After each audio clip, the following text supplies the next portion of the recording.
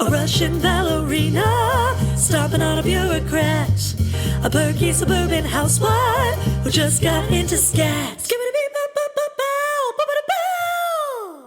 It's whimsically volatile. Gregory, Joanne Elizabeth McNulio. Yes, hello, how are you? I am a dyke. Yes, a distinguished, intelligent, knowledgeable expert. Well, that's what you wanted to set up this show for, is to let the world know. I'm also a fag. I'm fun and generous. So versatile, diverse, and I'm a Dr. Seuss. You're a bit Seussical? I'm Seussical the Moosical. Yes. I feel, do you think that I have a gay voice? Do not answer that question. That is a trap. That is a trick question. You're trying to set me up here, aren't you? You're trying to get me trolled to death. I'm Katarina Van Zeta-Jones in the movie Entrapment. Do you know what she says in that movie? She says this. This is entrapment.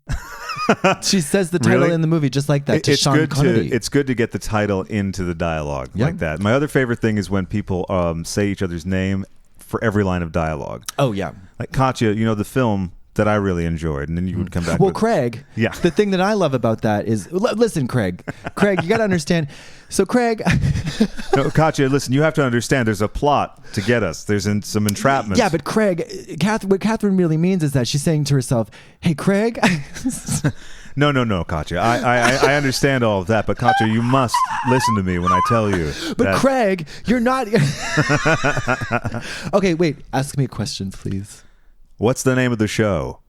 It's Whimsically Volatile. Just like the theme song you just heard. Yes. Oh, and that theme song was generously sung, recorded and produced by none other than the incomparable and inimitable talents of Miss Leah Canali at Take the Cannoli on Twitter.com. Ah, yes. Take the Cannoli at Twitter.com. Go find her now. Go find her now and tell her what a beautiful singing songbird voice she has, because that is the truth, Barbara. Please bring me the facts. Well, this is an exciting launch episode because we have a lot to cover. I've been to rehab. That's right. You've been to the rehab. And they tried to make me go to the rehab, and I said, fine, fine, fine. Yes, Barbara, please. The facts are as follows. I went to a rehabilitation center in Surprise, Arizona. Arizona? Oh, wow. Okay, that's the hot spot for rehabs now, right? It sure is. And listen, I'm going to tell you straight up I'm going to tell you straight up. This rehab rocked my world. Really? I'm not joking. How so? So so what we have to do is, so whimsical means fun. Volatile means dangerous. So when I'm not joking, I'm going to say that I'm not joking. Okay. So when I'm not joking, I'm going to say that I'm just Craig. Yes, Katya, please explain. Craig, when I'm not joking, I'm going to say that I'm not joking. Okay, so Katya, when you're not joking, you're going to say you're not joking. Okay. But Craig, you got to listen to me when I'm not joking. Katya, I'm here. I'm listening, Katya. I have severe ADD. That's fine, though. That's a lot of our listeners do. I may myself. So, who knows? Hey, anybody out there with ADHD? The H is for huffing and puffing. And this episode brought to you by ADHD. Yes, darling. In order to assuage all of your physical and spiritual and mental ailments, why don't you pop a Vyvanse? What's the one that isn't a stimulant? There's one that they made, and it turned out to have a lot of weird side effects. I think that's Viagra. Oh, right. That's right. Totally different maybe it's Cialis. Side effects. Maybe. It could be Levitra. It could be Levitra. Ask your daughter. Ask your daughter if aripiprazole is right for you. Do you know what aripiprazole is? No. That's No, that's Abilify. Oh, okay. Fluoxetine is Prozac. That's right. Yeah. Generic Prozac. Oh, and speaking of medicines and doctors, let's go back to the rehab. Let's go back to rehab. They try to make me go to rehab, and I said, "Oh, okay." I guess it's time. Yeah. If my daddy thinks I'm fine, well, then my daddy isn't right. But it's not right. It's okay. That's right. Yeah. My dad actually said, you do what's right for you. And my mom said, you better do it, bitch. So I went to rehab voluntarily. Oh, okay. And I went to Serenity Care Center in Surprise, Arizona. And they worked my whole pussy out. Now, before this, you quit doing drag, postponed a bunch of dates. That would be around, December into January? Is that right? Something like that. So right around that time, what was going through your mind? I had a complete and total psychotic break from reality. Oh, okay. Literally psychotic break. I could not tell what was real and what was not real. So that would manifest itself how? Layers of self and reality were intermingling, and the borders between what were real and not real were completely porous and indistinguishable. So hallucinations or? Hallucinations, visions, auditory hallucinations. Those are fun. Oh, those are hysterical. Especially when they take form in the voice of God. Oh, is that what God sounds like? No, but God sounds like this. Girl, please.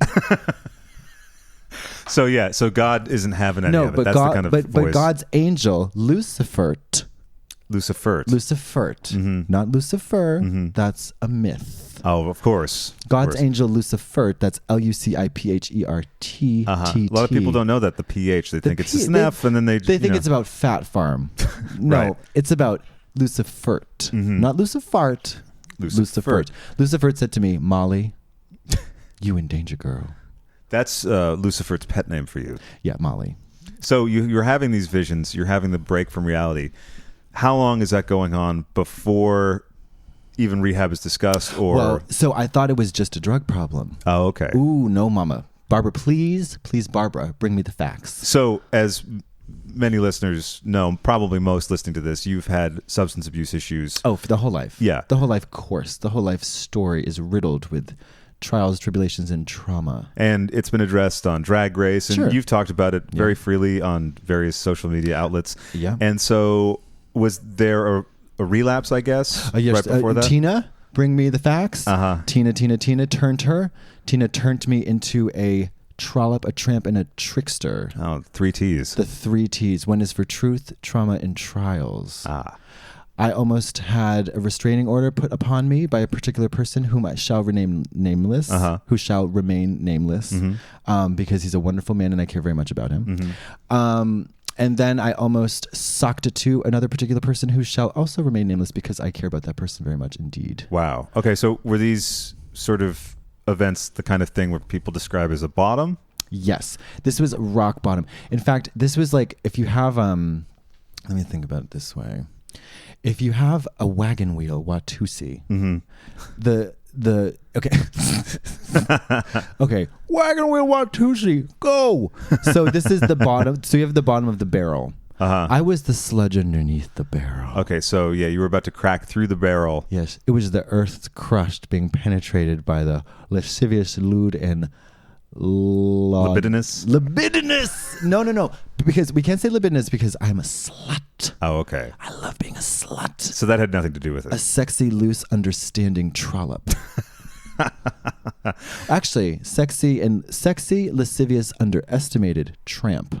Do you realize, okay, things are not going right, or do other people start telling you?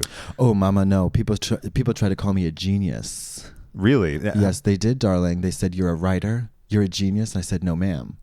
I don't know what's real anymore. Oh, okay. How do you like them apples? So you're pouring out poetic versions of... I'm pouring out visions. I get struck by a vision. The tears come into my face and I say, that's it. That's Saint whomever. And I'm a very religious person. Oh, okay. That's right. So I have all of that mythology in my brain. Which, when coupled with... psychosis. And meth... Tina. Can be a funky ride. It can be a curious combination. Well, anytime you have mythology mixed in with that. Yeah. Meth and myths go hand in hand. Yeah. You heard about the Meth Mouth? Well, wait, that's when you lose all your teeth? Is that right? How about the Myth Mouth? What's the Myth Mouth? The Myth Mouth is when you put meth in the mouth and then myths come out of it. I see. It's a mythical meth mouth. And it's a mess, too. Well, it sounds like a mess. Do you have a lisp? All right, so people are starting to... they're not starting to tell you. They're sort of congratulating you in a way for this. Yeah, they're saying, oh, all of these words are pouring out of your mouth with not one grammatical error. Must be an act. No. It was a psychotic break from reality. So how did you start the path back to... Well, nobody knows when I'm on drugs or not. I used to have a joke that I said, hi, I'm not on drugs. Mm-hmm. And that was a lie. I wasn't able to tell during any time. No, except here's the problem. It wasn't a lie. It was the truth. And my name is Dr. Ruth. No, seriously, Craig. Uh-huh. I never told a lie before. Mm-hmm. If people want to ever call me on saying a lie, I dare you to. Because I've never told a lie. Mm-hmm. I said, I love you. I always meant it. I said, I hate your guts. That was a joke. That's it. Okay. Never told a lie before. Right. Never told a lie. Yeah. I stand by every single motherfucking thing I've ever said on camera. Everything. Mm-hmm. It's all been true. Right. Everything. On reality TV, it's true. Mm-hmm. Well, that's the way to go. You can't lie on camera. It'll catch up to you. It catches up to you. I've never fucking lied on camera. Ever. So things are out of control. You're the sludge at the bottom of the barrel.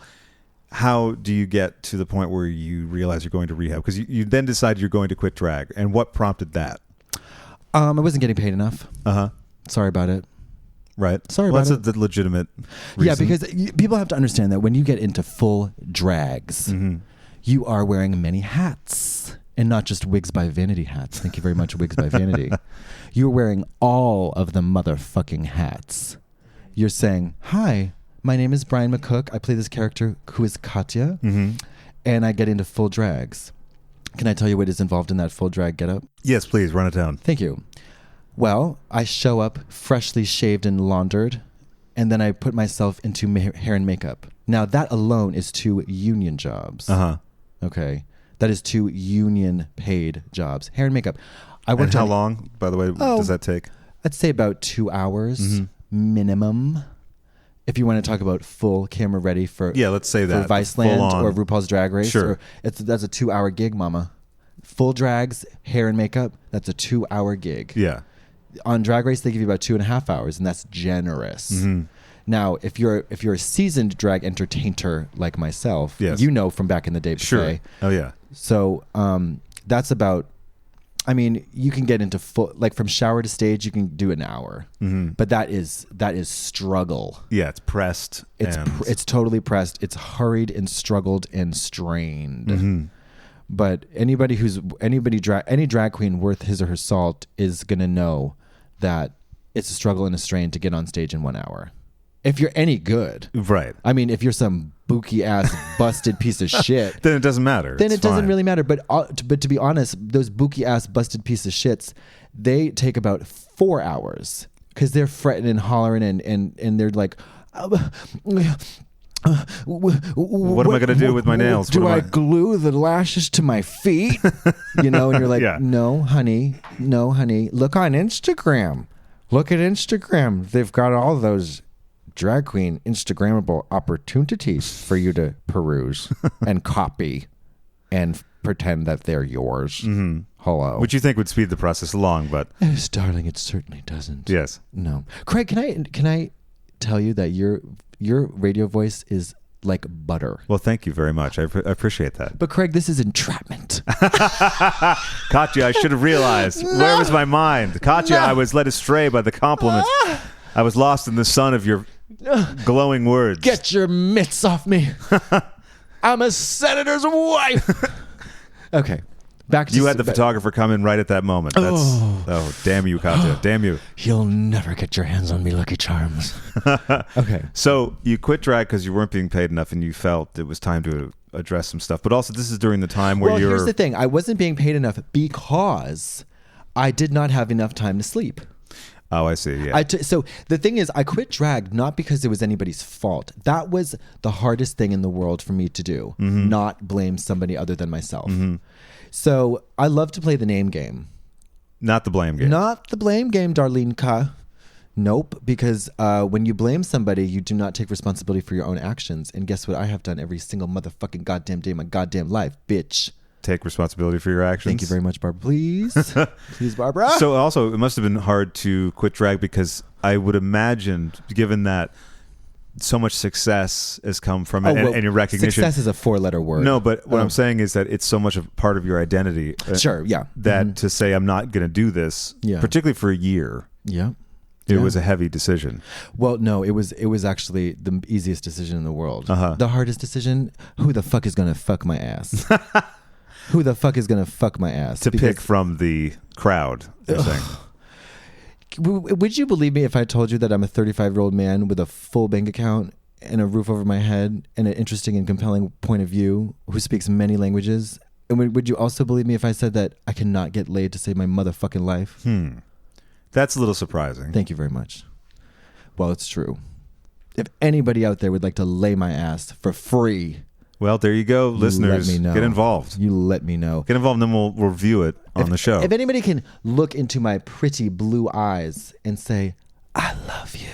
But I'm sure you have a lot of admirers on tour and everything, right? But what's that like? Admirers do not pay the troll toll. To get into the boys' hole? The boys' hole. And I'm not talking about my hole because butt babies don't live. That's what I've heard. I've heard about that. Listen, butt babies do not live. I'm not talking about somebody to breed my nasty sewer ass. No, thank you, Marbro. No, you're just looking for a pleasant evening. I'm looking for a pleasant evening among discerning, consenting adults. Sure. Not for any particular monetary value. Although, yeah, I ain't too proud to beg. So I will pay for it too. $200 maximum. Thank you very much. So you hadn't been active with anyone for... I had a boyfriend, and that did not work out for reasons which shall go unexplored at the current time. Okay, sure. And that's okay because I wish that motherfucker well. He is a great guy, and he's, it didn't work out, and that's okay. You know. That happens. I laid with a few discerning gentlemen. Yeah. Over the age of 18, thank you very much. Of course. And I've had many boyfriends. That's not true. Whoops, that's a lie. I've had many lovers. Okay. I've had many, many lovers. But looking back, Craig. Yes, Katya? Craig.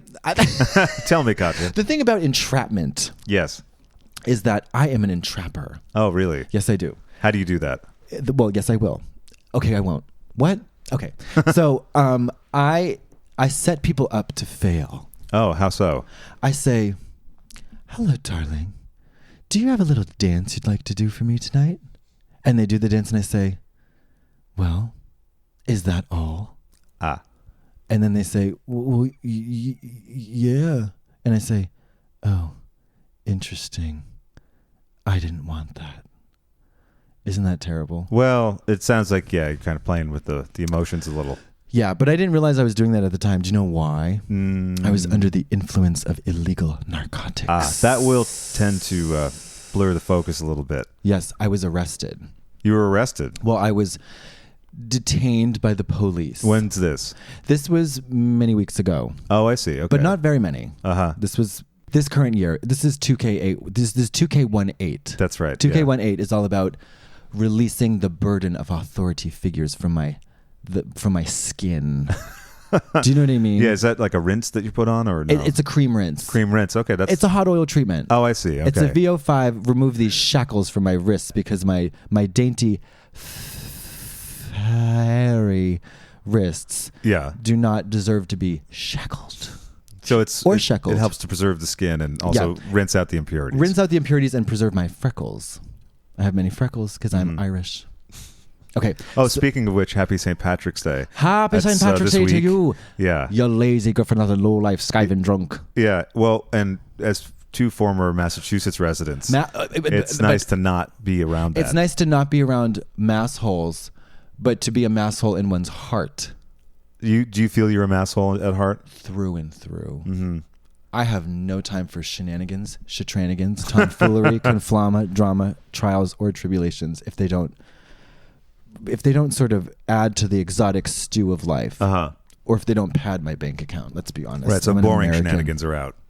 Boring shenanigans are out. Also, fearful shenanigans are so 87. When apropos for St. Patrick's Day, the mic cable for your mic is a green cable. So isn't that a happy circumstance? It's a happy circumstance, and it's green not with envy, but with promise. Exactly, with the Irish glee. Irish glee, yes. I have a ton of Irish glee. Everybody wants these Lucky Charms. They really do. But you said they don't. You just said that they don't. No. They want to dip into the well. Oh, but they don't want to hang around and rinse out. No, they don't want to drop a coin in the bucket. I see. Bitch. Okay. Drop a coin in my motherfucking bucket before you... Hold on, let me try that again. Drop a coin into my fucking bucket before you try to goddamn fuck it. Thank you very much, Barbara, please. So then it's the beginning of 2018. You're having these issues and you decide to quit drag, how soon after that do you realize that you have to maybe take a visit back to Massachusetts and then go to rehab? So I saw a damn ghost in my parents' basement. It's not a joke. My mother saw it too. She saw something. And I saw it clear as the fucking day. It was about 3 a.m, maybe. It was very late. Yeah. We're in the basement, lights all on. I saw a ghost. It was an apparition. I'm not joking or lying. And it was like this. Shh. Had its finger like the librarian ghost in the fucking movie Ghostbusters. Yeah. And I was not high. Right. At the time. Because at this point you had you moved back to Massachusetts, say? Yeah. I'd gone back to Massachusetts for about a week, maybe. And I did get high there, unfortunately. But at the time, I do not believe I was turned with Tina. Gotcha. So, and the trip to Massachusetts was to get back to my roots. Yeah. Honestly, it was to say, okay, I got evicted from my house, by the way. Oh, okay. Hello. But you know what? I did not get evicted, to be honest. They asked me very politely, and this is the truth. Yeah, this is the truth because I'm not trying to malign anybody on the radio. The management company said very politely there was an incident. And girl, was it ever an incident? She was naked. She was screaming. Oh, we dear. Don't even know. We don't know. We don't know. The security footage is somewhere. But she was turned up to 20,000. Yeah. And no sleep. Right. No peeps. That doesn't make any sense. But I was naked and I was feeling myself. And I said to the cop, "Who are you?" Like the caterpillar from Alice in Wonderland. And his name was Hughes. And I said, "Hughes." But I don't know what else would I said. Probably nothing. But he looked at me. He looked at me as if I had the devil in my eyes, which of course that is that can happen when you get turned with Tina.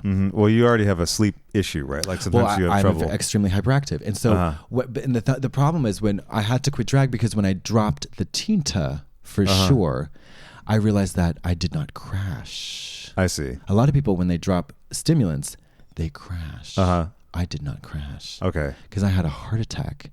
And my whole nervous system was reset like a computer. Oh, you had an actual heart attack? Yep, I had a cardiac event. Oof. Significant cardiac event that was brought on by exhaustion, the good old-fashioned MC Mariah Carey exhaustion, I'm telling you. Yeah. The good old-fashioned Wendy Williams level exhaustion. When you work so damn much, you just literally pass out on the video. So you passed out at work, basically? No, I was at home. Okay. I was trying to get a certain person to come over to my apartment, and that person did not come. Yeah. But they sent the fire department. Oh, okay. And they sent the cops. But before the fire department and the cops sent, I had a heart attack. So how did that start creeping in? Did you get chest pains? I felt, so my brain was working like a computer. I said, I could not, because we were texting, because it was about the phone. The phone was this wretched device where it was somebody who did not currently really like me very much, which was very understandable. And somebody maybe who was a little bit afraid of me, which at the time was extremely understandable. But I said, "Please come here." And I said, "Everything is everything. Love is love." Da-da-da-da-da-da. I tried to spit out every song lyric in the book, and it did it at rapid fucking speed. I think probably with no typos. Also, it seems like you're very goal-oriented when you're in this state. Like you want... I want what instant gratification takes way too long. Gotcha. Yeah. So, and then I also got on the voice to text thing where I said, "I'm Gordon Cole. I'm in the lodge. I'm using this voice because there's no tone here. It's all black. It's a void." And I was literally shouting into the void of hell. No one can hear you then. Nobody could hear me, Barbara. But they're coming to get you, Barbara. Well, neighbors can hear you. Neighbors could hear me, and the neighbors sure did hear me later on, a couple weeks later, when I was truly turned on Tinta. But on the tiniest amount of Tinta. So let me ask, were you basically trying to sort of ration it or not do that much? No, Were I you was in that I mind said, state of. I didn't want it anymore. Uh-huh. I didn't want it anymore because it didn't work for me anymore. But you're still doing it. No. Oh, I did a tiny bit. I actually was doing workout supplements. Oh, okay. And that's just speed. That's just good old fashioned speed with no euphoria. Oh, what's that stuff? What are those like products? Fen. I see. Okay. Like generic kind of like amphetamines. Uh-huh. Just stuff like that. Because I just love to be active. Sure. You know what I mean? But come to find out though, I don't need any substances in my body to be completely turned up to 22,000 degrees. So, but then what happens when you do add that stuff to it? I slow down. Oh, okay, right. The paradox. The paradox of the hyperactive child. Right. Because I was never on, I went to Catholic school. Mm-hmm. So what that means is that I was put in a program called TAG, Talented and Gifted. Oh, I see. Okay. Because they're like, oh, this motherfucker's high functioning. Let's get him into that program. Can I snap on the... Yeah, definitely. There you go. That's a good snap. They were like, let's get this motherfucker into a little snowflake class. Because she's sensitive. Yeah. And she's got a story to tell. But the story was nothing. I was just really artistic. Mm-hmm. So they had me draw pictures and stuff. It's interesting they would have that. I never would think that at a Catholic school because I don't know anything about them. Oh, this Catholic school was off the chain. Mm-hmm. So it was a good Catholic school. It was a good Catholic school. Immaculate Conception. And that was in Marlborough, Massachusetts, where I'm from. But my aunt, Martha McCook, she was the fucking principal. Oh, wow. Okay. And she is an amazing woman. Mm-hmm. And she, it was a small school, 30 kids each grade. I learned how to spell like a fucking spelling bee champion. I learned my ABCs, my 1, 2, 3s so damn good. But I left it after 3rd grade. Because it was a little too rigid. There was a bit of a family drama because Catholic school is very no joke. Mm-hmm. Like you cannot have long hair. Right. Like you got to wear a uniform. I loved wearing a uniform. But if you're a guy, you have to cut your hair like military style. And that's like things change now. I mean, Catholic school is a whole different ballgame now. My dad was, they all went to Catholic school, but and accordingly, it was way different 30, 40 years before. Oh my God. Yeah. They'd whack you back in the day. Rulers on the hand. Yeah, rulers on the hand. And they'd literally say, I remember there was one, I had all Irish teachers. And they were awesome. But one teacher was a little bit, she was a little sadistic. I'm not going to say sadistic at all, but I mean, she was just firm. And she'd say, nope. Yeah. Like if you got something wrong, we had to do a spelling test once, a spelling contest where we'd have to stand up and spell the word out loud. And then she's like, Brian, now you have to spell them backwards. Oof. But I got it. Well, yeah, and you're very verbally gifted and thank you. With language. Well, yeah, language acquisition. You're very good with words, as Trump would say. Yeah, he's all class. All class and very good with words. He's great good with words. He's like a wordsmith, that guy. Yeah. Oh yeah. Classy guy, wordsmith. Yeah, cunning linguist. Oh yeah. Good So guy. you were going to say that you never were prescribed ADD meds as a kid. Never. I jumped on the trampoline. I taught myself how to be a fucking contortionist. Mm-hmm. You just used all that excess energy. Yeah. Anything I put my mind to, I can achieve it probably better than anybody I know. That's actually not humble. That's just true. I mean, facts. well, you can look at your track record. You I have a pretty damn good track record. Pretty good track record, yeah. Well, and also, even back before everything, when you would appear at Videodrome, I was always excited. I was always so excited because you were my favorite. And, Craig. And also, you were the most professional. We had a drag wrangler, Laura, and she didn't Did she really think I was professional? Oh, I mean, I did anyway. She never had to lift a finger looking for you or trying to find it. I remember Laura. Yeah, Laura Doucette. Laura Doucette. Yeah. I fucking love her. Yeah, she's great. She's so the best. good. Shout out, Laura. Laura, if you're listening, darling, black is definitely your color. Mm. So she would have to chase some of the other queens around. Frida Fries. Perhaps. Sorry, Frida. But you were always side stage, 5 to 10 minutes to spare. Yeah. Never had to worry. No, because I was usually on.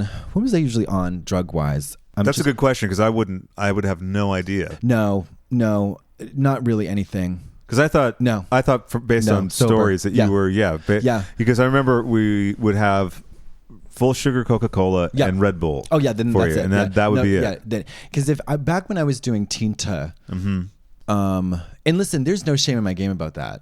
I do not feel ashamed in any way, shape, or form. Right. Well, I mean, we're talking about it. It's just a matter of record. Okay. Yeah. Oh, if you're listening there at home, hi. Methamphetamine's real.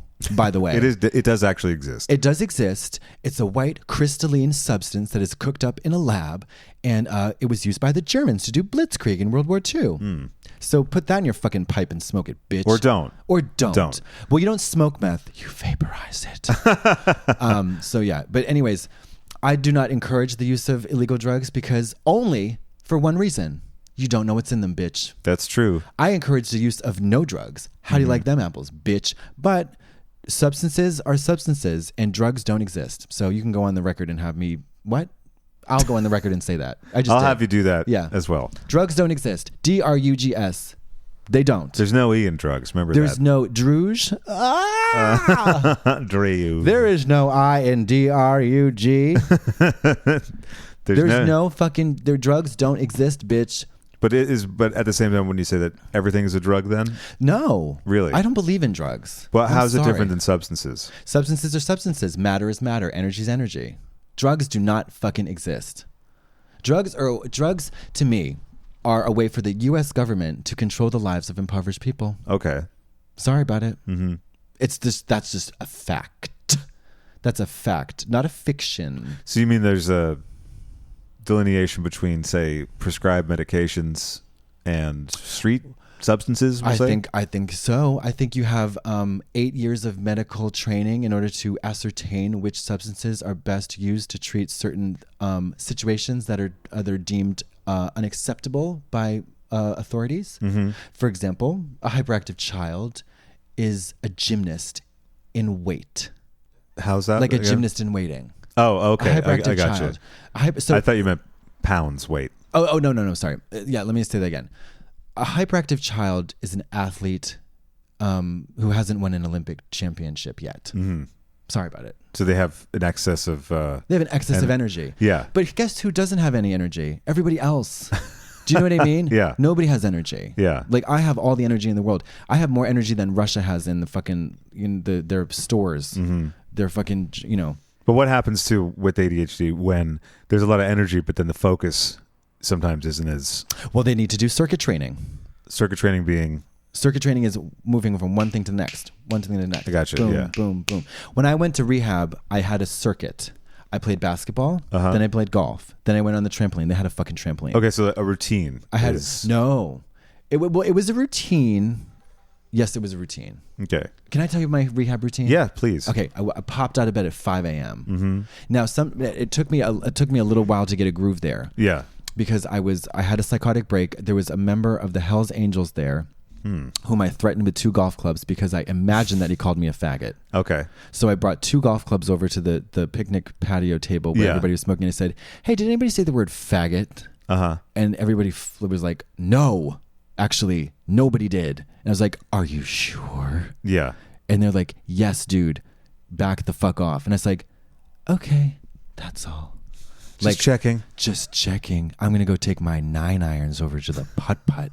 See if I can chip one of these balls into hole number 5. So when you have the psychotic break, were you still in this break when you went to rehab? Yes. Are they okay? And have you had one before? No.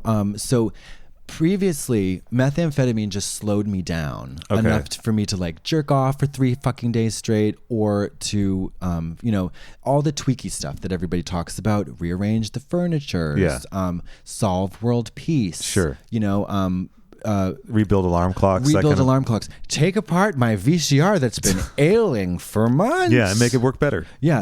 So all that tweaker nonsense, which I love. Tweakers are my people, by the way. Tweakers are my people. Tweaker.org/yesgodyouaremypeople.com. Tweakers are my people. If you are a tweaker out there, I would like to say to you, hello, I love you. Also, why aren't you in my bed right now?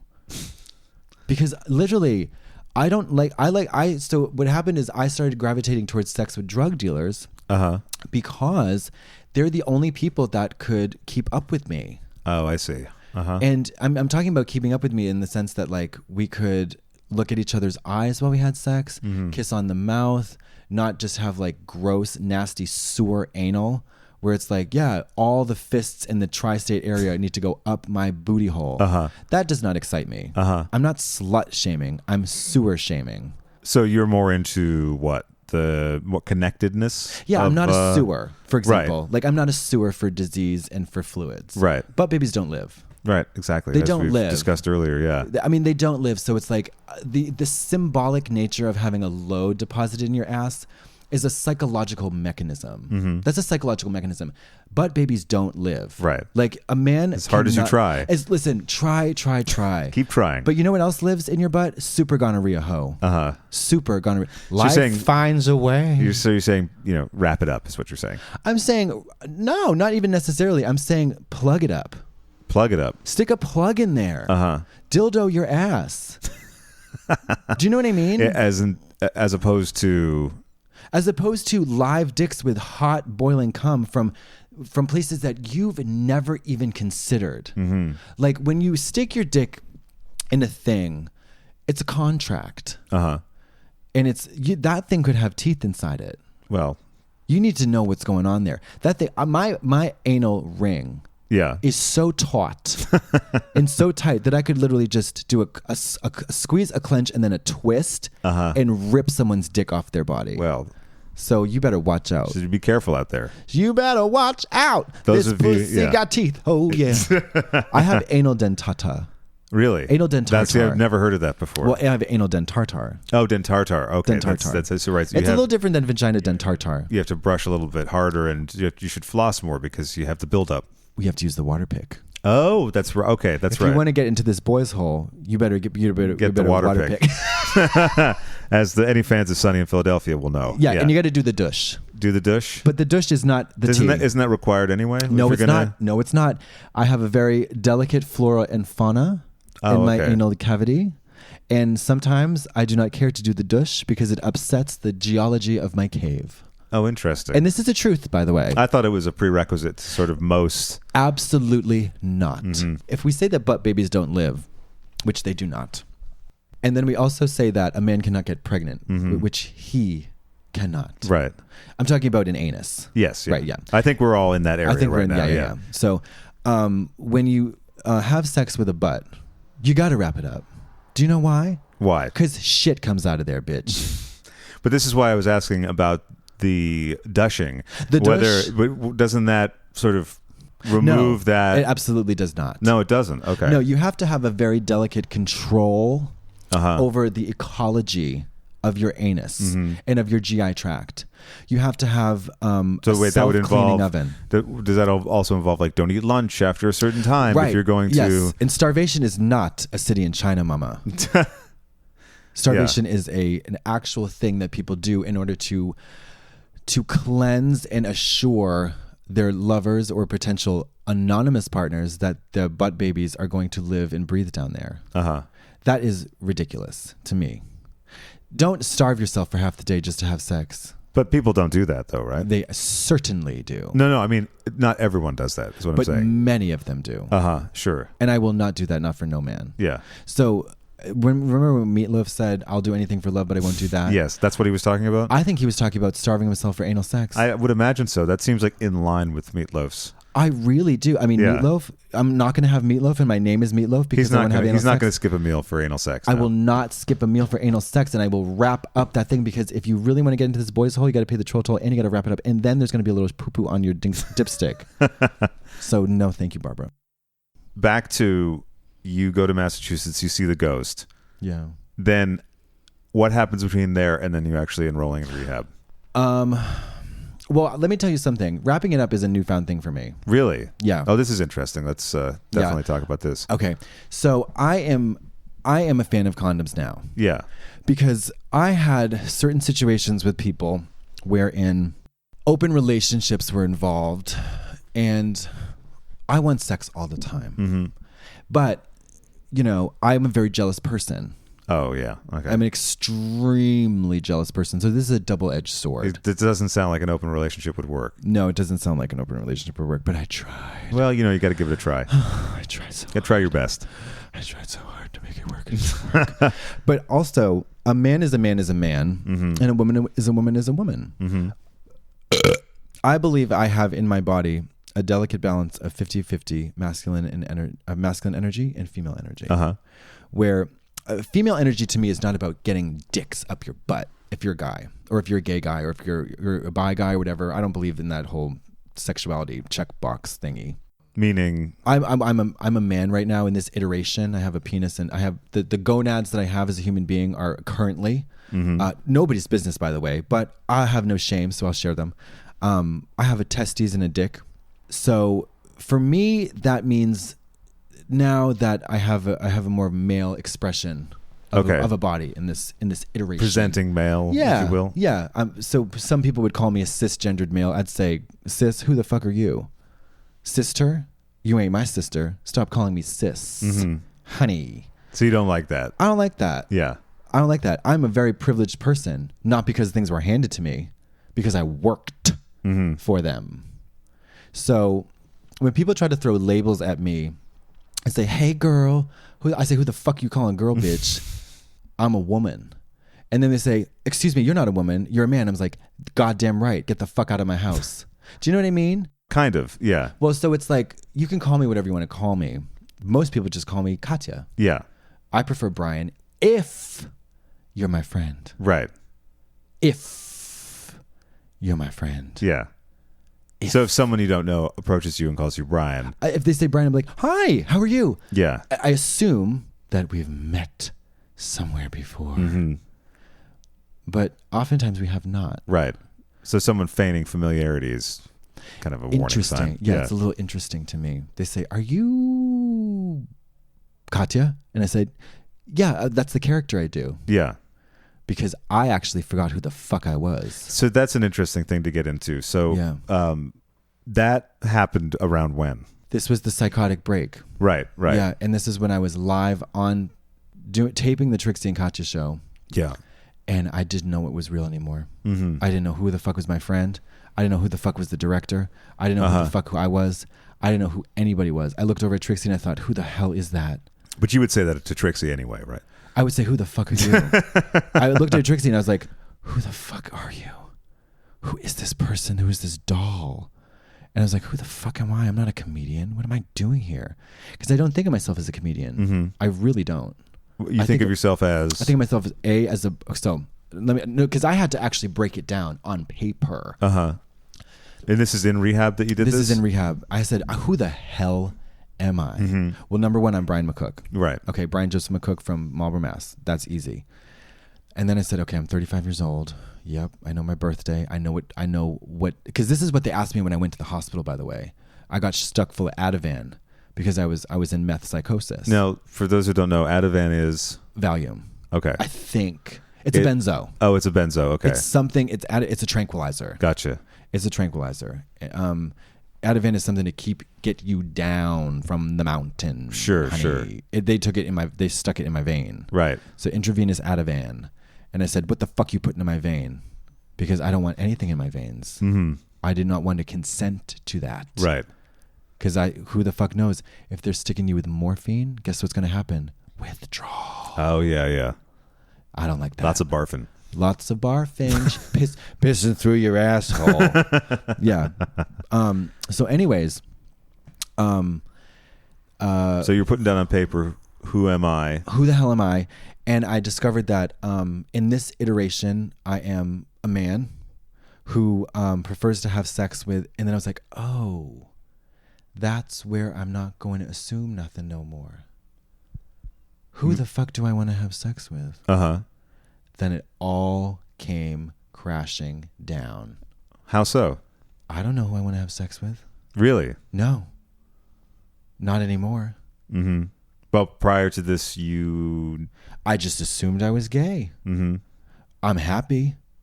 So do you mean that you're not sure if you want to be with women or men? I'm not sure. I don't know who the fuck I want to be with. And but isn't this also the time when they tell you in rehab, like, you really shouldn't be pursuing any kind of absolutely involvement with people? What is it, for a year? Yep. Yeah. Now, we'll get back to that, but I want to know, is this the first time you've been in an actual rehab? Yes, first time in treatment. Okay, but inpatient. You'd had long stretches of sobriety, or 2.5 years. Right, 2.5 years of total clarity, of complete and total spiritual transformation. And I'm not joking about that. No, I know, and that time period includes your time on Drag Race. Is that right? Yes, it does. Yes, it does. I was completely sober both times on Drag Race. Absolutely. And they how- do not allow any drugs or drinking. I didn't drink. Well, they do allow drinking. I'm sorry. No, they allow drinking, but you would always, one cocktail. Yeah, I mean, one cocktail. You can't get shitty drunk right. anymore on Drag And Race. you would get the mocktail, right? I get the mocktail. I haven't had a drink in. Well, I had one drink when I got a tattoo. Mm-hmm. And when like was that? Half a beer. Yeah. Oh my God, it was maybe like a couple months ago. And then I had like half a beer. Yeah. And then, but before that, oh gosh, maybe like a drink. And then before that, like 5-7 years, some before that. Were you like ever a heavy drinker, or I was never I was like a binge drinker, kind of, sorta. And then, like, I would say I could go back to drinking, but there's just no point. right? There's just Which no is point. fine. Yeah. If you don't have to, If you don't get have involved, to drink, don't. why would you? Yeah. If it's not something that you're already doing, let it be. Yeah, exactly. It's like, I think I'll take up drinking this year. It's Yeah. like, no, bitch. What the fuck are you doing? Yeah. Have a glass of Wawa. Yeah. Have a glass of Wawa. Well, plus when you got other things that you have to contend with, Well, you right. don't need to add that to the Like party. medications, like my high blood pressure pills. So, Yeah. how long after the end of All Stars was it that you went back to meth? Meth. I was in Australia, and I relapsed there because I just tried to get a little piece of action, Yeah. and I did. And then I got another little piece of action, and he came over. God, he was so hot. He came over, and I was just sex kitten supreme. I put a little light on. Oh, okay. I put a little wiglet on. Uh-huh. I put a little thigh high on. Uh-huh. And I said, ow. I said, I want to be evil. Uh-huh. And then I was totally evil to this man. And I was just clawing the curtains. And when they come in and I'm like that, they do not know what to do. You're Because in I'm full a sex kitten. full tilt. Full tilt Catwoman. Yeah. Like just writhing around in total ecstasy. Uh-huh. And not even having anything to do with them. No, it's sort of self-generated. It's self-generated. I am the most, when it comes to pleasure, Uh-huh. I am no stranger. Like, I can pleasure myself.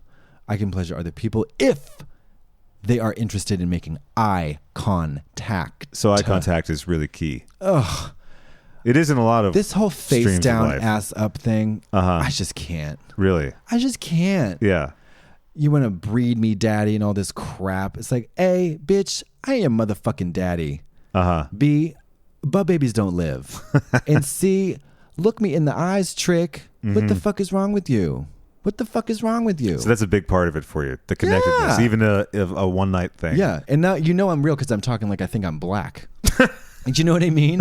It is like, what are you doing? Like, Yeah. what are you doing with your life? Yeah, yeah. Why can't you look me in the eyes? And the thing is that people are very afraid to say, I'm just not that into you. Right. If someone said that to me, nobody has ever given me the grace of that to my face. I would probably ask them to marry me. Well, there's another paradox there's there. the rub. There's the rub. There's the rub, kids. If somebody said to me like, Brian, I think you're a really great person, and you're really intelligent. You have a lot going for you, and this hurts me a lot to have to say it. There's no like great way to say it. I just don't find you that attractive enough to date you. I'd like to be your friend. I'd be like, that was way harsh, Ty. Do you want to go get some bagels? You know what I mean? Like, just like that is really hard. It's hard to hear. Sure. But it's not.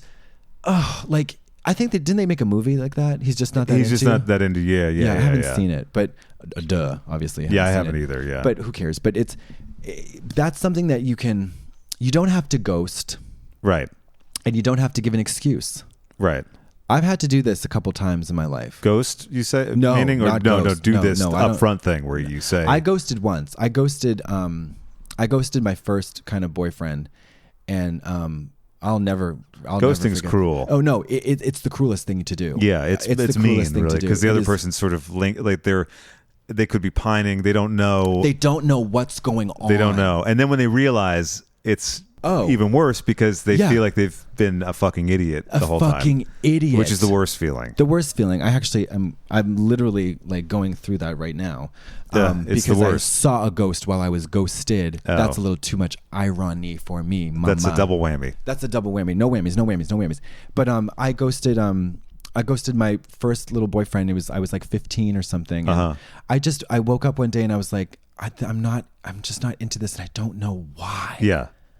I didn't really know why. He was very, very handsome. He made me it was so hot. I used to pre-cum like a faucet, Like we would be making out. My dad would come pick me up and my underwear would be like soaked with pre-cum. It's so nasty, like so hot and so, and then all of a sudden when I woke up and I was just like, I don't like him anymore. It wasn't, I don't like him anymore. You just don't like him like that. I just didn't like him like that. And I was like, what the fuck is wrong with me? Because he was objectively very cute. Yeah. But it just was a hormonal thing. Sure. It was just a hormonal thing. Who the fuck knew? You know, it was like, I'm a black widow spider. I move on. So that's easier for you. When it's gone, that feeling. But I don't, not anymore though, because that was in the fucking 8th grade, man. Yeah, that was a long time ago. It's a long time ago. Yeah. That you're just trying to figure stuff out. And I didn't have the emotional wherewithal or I couldn't articulate to that guy like, hey, listen, I don't know what my hormones and emotions are doing because we're both gay, we're both goth, and we don't know what the fuck is going on. Yeah. His name was, oh my God, I remember his name. His last name was the name of my fucking grandfather. Isn't that so crazy? Wow. So weird. And double A was his initials. Isn't that so crazy? Double A. What a fucking premonition. AA, man. Anyways, super awesome guy and so fucking talented artist. Like, and probably is like having the best life somewhere. Hopefully. But one day the attraction or whatever. It just kind of faded. But it was that was. Does it just ever do like, that in reverse? Do you ever have that in reverse with someone? No. I'm just curious. Oh yeah. Like someone that you know and then they become attractive. Yeah. Yeah, kinda. But I don't see people like that. How do you see them? I see them I feel like I see them the way that they see themselves. Okay. Except for I made 2 big mistakes. Which are? One boyfriend, I saw the way that I didn't see him the way that he saw himself, so that's why I fell in love with him.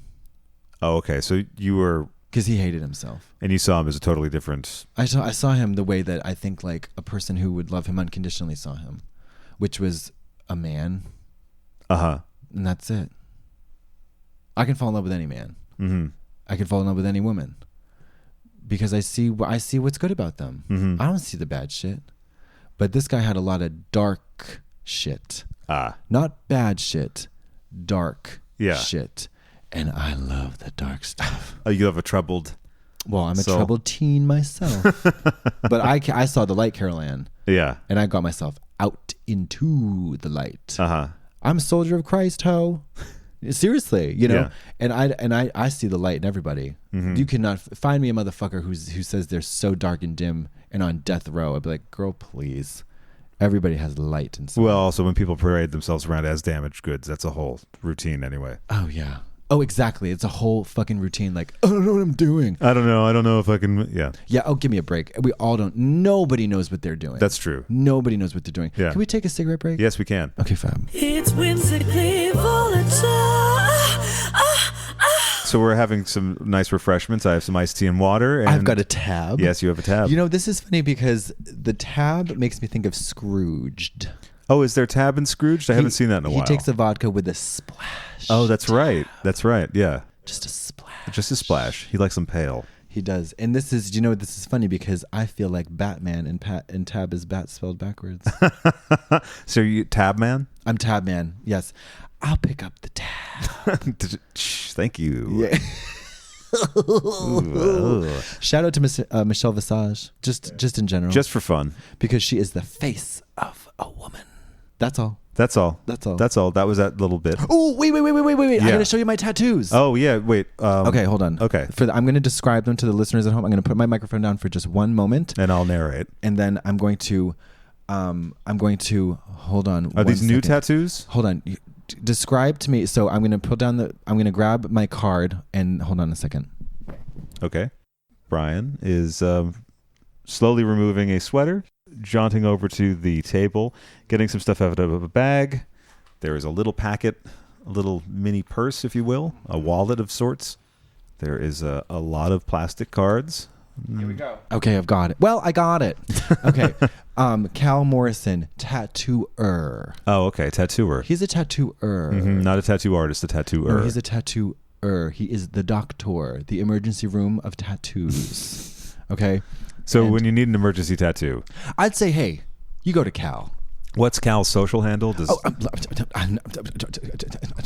coming right up. I don't know how you spell that, It's so that's going to be Purity Through Obscurity. Purity Through Obscurity. Isn't that fucking fabulous? That's good. Yeah. And if you want to get in touch with Cal, I'd say you just holler over to gmail.com and say, calmorrisontatattoo@gmail.com.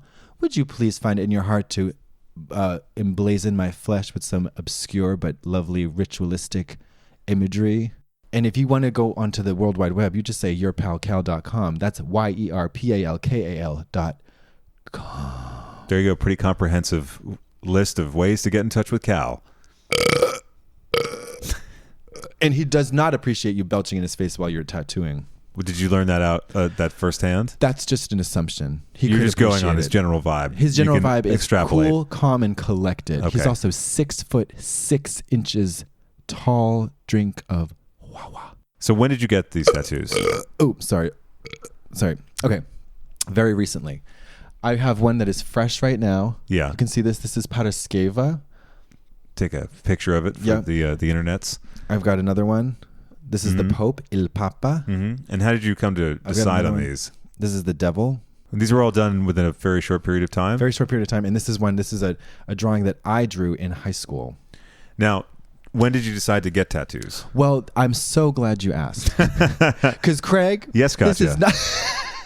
This is not entrapment. No. This is not. You liar and lecherous cretin. What are you trying to get me into, Katya? Craig, this is entrapment. He's forced me to remove my article of clothing. Just kidding. That will be redacted. Craig, yes, it will be redacted. Craig is not, nor has he ever been, an asshole. Why, thank you. I would like to humbly submit to the court the following articles of interest, Mr. MacNeil. Number 1, that you are a good man. Thank you. And number 2, that you are a fabulous DJ. Oh, well, thank you very much. I'll take that happily. And number 3, that you are a consummate and professional, exquisitely talented and expert podcast host. Well, thank you. It's lovely working on this with you. The pleasure's all mine. Okay, so back to Cal. And find me at Videodrome Disco. Yes, I would imagine you would. I would certainly hope so. So Cal is the man, and he is the man with the master plan. He tattoos my flesh with the most expert and thorough hand, and I love him dearly and truly and madly and deeply. And he works at True Tattoo, yes, God, in Hollywood. Where did you find Cal? Or how did you get put in touch? I waltzed into True Tattoo and I said, "Excuse me, sir, would you like to tattoo these tarot cards on my body?" Yeah. And funny, we say tarot cards because that's a misnomer. It's tarot, right? But guess who instructed me with his absolute wonderful eye? Who? Vlada Benedetti. Who we'll be talking to shortly. We're going to be talking to Vlada very shortly. Now, in terms of expert eyes, expert intuition, and psychic capabilities and intuitive abilities, Vlada is the one. Interesting. Okay. Vlada is the one. Now, I also know another person whose name is Ben McCoy, the real McCoy, as it were. Yeah. Now, the Ben McCoy is a person who defies description in almost every single sense of the word. Yet you're going to describe him. Yet I am going to describe him because he is a she. Or is she? Well, you can call her he, you can call her she, you can call her Regis and Kathy Lee, just as long as you call her. Thank you, RuPaul. That was a RuPaulism. Is that a great expression? It is a good expression. Shout out to RuPaul Andre Charles, the Rack. Listeners might be familiar with I'm not RuPaul's sure if you've work. ever heard. I'm just going to recline here for a moment and wax poetically about a particular person who actually, well, I'm just going to show it to you. The Scorpion. The Scorpion Queen. So tell us a little bit about your relationship with RuPaul. Well, when I was in rehab, we went scorpion hunting. Scorpion hunting. Is that a common practice in rehab? In Phoenix, Arizona, it certainly is. Because the area is filthy with scorpions, is that right? It is just filthy and rotted and gutted with scorpions. I'm trying to get comfortable, and What's happening? Do we need to move the ottoman over further? Because there is one bit of the couch that has a bit of a, like if you're laying down, it's a little uncomfortable. Are you at that point? I feel very comfortable. Oh, good. Okay, good. It's a comfy couch. I think I'm going to close my eyes for a moment. That's fine. And No one can see. Nobody can see. Don't make me sing. RuPaul Andre Charles is my mother and my father. Mm-hmm. The mother and father I never knew I wanted. The mother and father I certainly did not need because my own parents are fabulous. Yeah. But RuPaul taught me 3 things about Hollywood that she teaches everybody. Mm-hmm. Those are? Show up on time, Mm-hmm. be prepared, Mm-hmm. and don't complain. Oh, okay. Yeah. Ding, I thought you were going to say ding, don't fuck it up, but no, she says fuck it up all the way you want. yeah, but just Caroline. don't complain. That's Do not complain. Mhm. She says, where are the receipts? Sorry, that's Whitney. But she says, show up on time, be prepared, and don't complain. And I took that all the way down to Fiorucci Boulevard, sold it, and then got myself on a motherfucking HBO show, bitch. Yes, God. Sorry, which HBO show is it? Room 104. Thank you very much, Barbara, please. So that's available on HBO now? Nope. It's coming out soon. Coming out soon. It's on season 2. Ah. I think it's the eighth. I think it's the 8th episode. But let me tell you a little teeny tiny story about that. Yeah. Michael Shannon, Ah. 2-time Academy Award nominee. Yes. Judy Greer, the funniest lady in showbiz. Mhm. Funniest white bitch. Let's just keep it real. The 3 of us, we played. I don't think I can talk about it. Oh, you can't talk about it? Okay. So we'll talk about it in the future. But Okay, you we'll can talk leave about it in the that future. part in, right? Yeah, Like yeah, we that's- can leave that part in. It's coming out soon, it's and it coming out also soon. stars Michael Shannon and Judy Greer. Michael Shannon and Judy Greer. It's a Duplass Brothers production. Also directed expertly and written as well by the fucking incredible Liza Johnson. Ah. I think she did episodes of Feud. Uh-huh. She's a fabulous director. I felt fully supported. I felt fully encouraged. I felt fully realized. I was dressed up as a Russian transvestite traveling companion. How on earth did they ever arrive How? at that for you? I Oh don't. my God, it was such a stretch. It was Craig. It was months of classes Craig. and yeah, Classes upon classes. dialect coach, Dialect coaches upon coaches. And tapes. I did not know what to do. I want to suck your blood. I did not sound like Dracula. Right. Because Dracula's different. Dracula's Transylvanian. That's right. It's a whole different. It's a whole cadence. different gig, you fucking Yeah. douchebag motherfucker. Craig, Yes. Yes, Katya. I have a challenge for you. Sure. What's that? Have you accepted Jasmine Masters as your personal savior? No, but I've been considering it. I think on your suggestions. Would you please grant me the opportunity to persuade you into the light of Miss Masters? Sure, I'm open. Yeah. Okay, here we go. Ready? I'm going to quote as much verbatimly as I can the gospel according to Miss Masters. Mhm. Here we go. Ready? Fellas, do you like good juicy pussy? Find yourself a big girl. Let me tell you. Them big girls got some good old juicy pussy, and a lot of guys don't want to tap on them. Now, don't get me wrong. Some of them pussies might stink because they big and they don't wash real good. But one time, I went diving deep in some fat girl pussy, and I almost married that bitch, and I was 15 years old. As a matter of fact, Guadalupe, McGillicuddy, if you out there, girl, contact me because you had some good old juicy yank. How is that? With that kind of inspirational statement, I have to also ask about. Well, go ahead. Listen, so I know I just got off topic, but I'm all about being inspired by people. Yeah. People inspire me to be a better person. Number 1, God. Number 2, Jesus Christ. Number 3, my family. Number 4, RuPaul. Number 5, Jasmine Masters. That's quite a heady bunch. That's it. That's all I got. Number 6, Kennedy motherfucking Davenport. Honey. Newark, LaGuardia, Charles de Gaulle, Tokyo Narita, Kennedy Davenport. That hoe. Now, Kennedy is 6. Did I say 6? You said 6. Yeah, you said that's all I have, and then you added the 6. I'm going to add a 7th. Craig McNeil. Why? I'm going to add an 8 because 8 is great. Blythe Russo. Yes, shout out to Blythe. I'm going to add a 9. The Devil. Just in general. Yeah. Anton Zander LaVey. And then the number 10, Svetlana Horkina.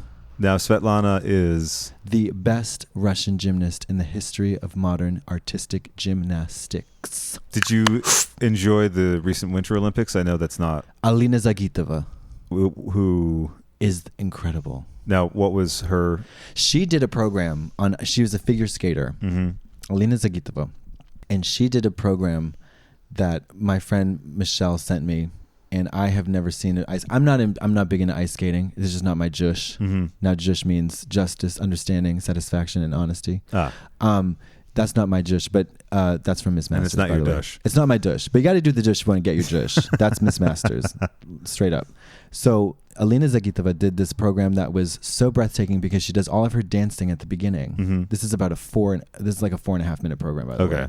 She does all her dancing, these beautiful twists and turns and scales and spins and all this kind of rigmarole. And then she goes into the jumping. I see. At the end. Okay. I think, if I'm not mistaken, which I could very well be mistaken, that the guy said that it's like doing a marathon and then doing sprints. It's incredible. And she's like 16 years old or something, 15, 16, something like that. I'm not going to wax poetic about figure skating because it's not really my jush. But she is, and all the while, looking like a fucking supermodel. Like a supermodel, not breaking a sweat. Just flawless paint, flawless hair, flawless costume, flawless figure, flawless everything, smiling. I'm like, only in Russia. Only in Russia. Only in Russia. Sorry about it. Russia's the best. Whoopsie, I said it. To go back to Arizona. Okay, scorpion hunting. Yeah.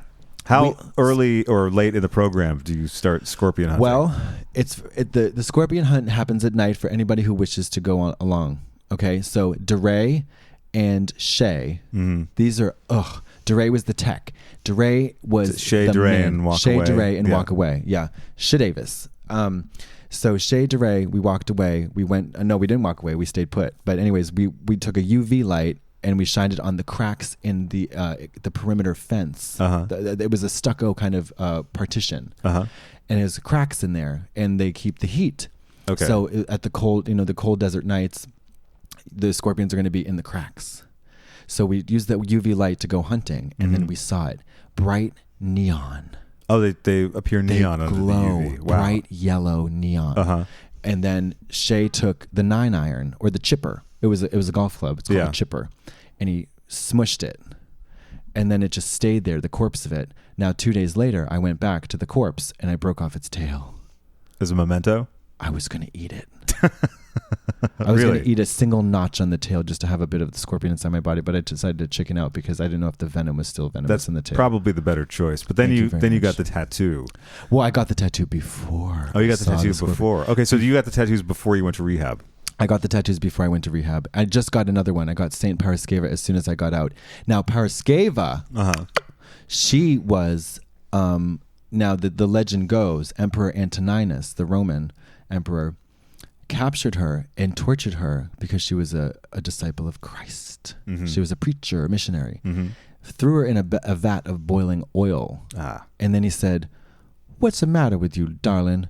Why aren't you boiling?" And she took a bit of the oil in her hand, threw it in his eyes and blinded him.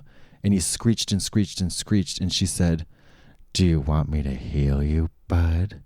And he said, "Yes, please." And she said, "Okay." She healed him, and he sent her on her way. Well, all's well that ends well then. Exactly. And so she's an icon, literally, a Russian icon.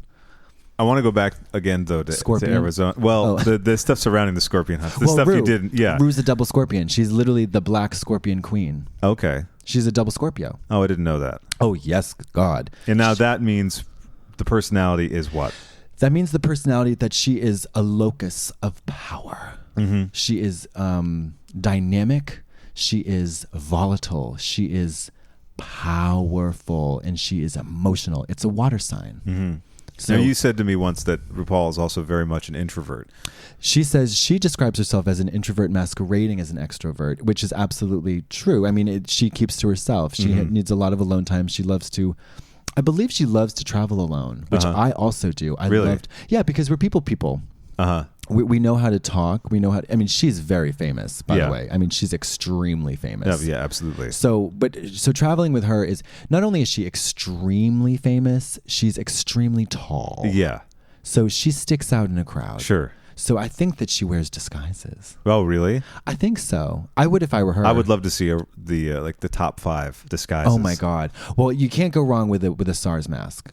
That's a pretty good one. But I'm not trying to blow her cover because I think it's great when people wear SARS masks, they're not SARS masks, by the way, but like when people wear, what do you call that?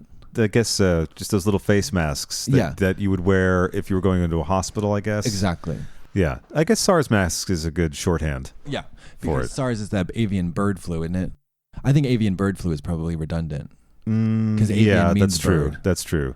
So the avian flu, well, whatever SARS is, no one wants it. So if you see someone with a mask on like that, you don't want to go approach them anyway. Right. And you also don't want to ask a homosexual man if he has gay AIDS. Because that's a triple threat. I guess that makes a lot of sense. Yeah. People like to criticize RuPaul because she has integrity. Mm-hmm. Now, I don't know her personally. Let's get that very, very clear. I don't know her personally. We're not friends. I was a contestant on her show twice. Mm-hmm. We follow each other on Twitter. We've spoken like almost 13 words together off the air. Yeah. She's offered me something to drink. She's offered me a bit of a snack, and she's asked me how I am, like a wonderful, mature, adult, responsible, compassionate person. Yeah. Right. To say that I have no bone to pick with RuPaul is kind of an understatement. I would like to pick her bone. Uh-huh. Do you know what I mean? Sure. I'd like to play her bone. Uh-huh. Not in a sexual way, but I just want to do nothing but pay my respect and make her laugh and just do anything that I can in order to maintain and encourage her happiness, health, and well-being. Mm-hmm. RuPaul is misunderstood. How so? Well, she's said it the whole time. I like to operate from a place of love, but sometimes I have to break it down for a motherfucker. Yeah. And that's true. And when people say that, well, she always says the same fucking thing. Everybody say love and peace and amen. That's not redundant. That's integrity. It's staying on message. It's staying on message. It's not, quote unquote, staying on brand. That's the language of a publicist. Now, what do you think of the assertion that some make that Drag Race is sort of the minstrel show of the gay world? I'm not saying I feel that way. No, I say that a minstrel show is a minstrel show. People do say that Drag Race is a minstrel show, and I say, no, it's not actually. Drag Race is a show about sensitive men who are getting in touch with their feminine side and who have sort of taken this, who have reclaimed their femininity, turned it into an art form, and said, "Eat it, bitch." Yeah. That's what Drag Race is about. Drag Race is about all the things, the most general things that RuPaul talks about. It's about wit.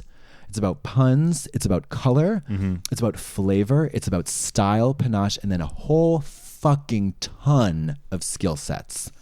It's about entertainment. It's about taking the piss out of Hollywood. That's what it's all about. And also, doesn't it help a lot of people? Well, I don't know. It didn't help me. I'm being honest. Well, I mean, what I'm thinking of more is young folks watching the show. Well, great. That's wonderful. But that is not RuPaul's mission statement. Yeah. I mean, it's not a bad side effect. It is a side effect. It is a side effect, but it's not a symptom. Right? Ask your doctor if RuPaul's Drag Race is right for you, because for a lot of people, RuPaul's Drag Race is not right for anybody. Like the Westboro Baptist Church, for example, or people who don't love gay people. Or they've got a very small circle of things that they like. They do, and listen, I think the Westboro Baptist Church is an interesting phenomenon. Yeah, it's an interesting cult because it very much is a cult. Yeah, but I love cults. What are your favorite cults? My favorite cults are, are we going to talk about? So my favorite cults that don't involve money are the cult of Katya. Ah, okay. Because that doesn't involve any money. You don't have to pay my bills to be inside of that cult. You just have to spell cult with a K. That's fair. Yeah. I learned how to tongue pop. Yeah. It's coming through. Hold on. Yeah. That's good. I learned it. Yeah. Finally. Oh, it took forever. But I do a 3-pronged approach to my tongue popping. I go... Oh, okay, so you've got your own twist on it. I do a click. I do a guttural click. I do a pop, a click, and then a suck. It's a inhale. Pop, click, and a suck. Oh, sorry. Pop, click, and inhale. It's a and then a sigh. So it goes 4 things. It's 4 things. Yeah. Doesn't that sound refreshing? It's very refreshing. Well, you're having a tab, so I am having a tab. Let me have a little sip of this tab. Yes, enjoy a sip of your tab.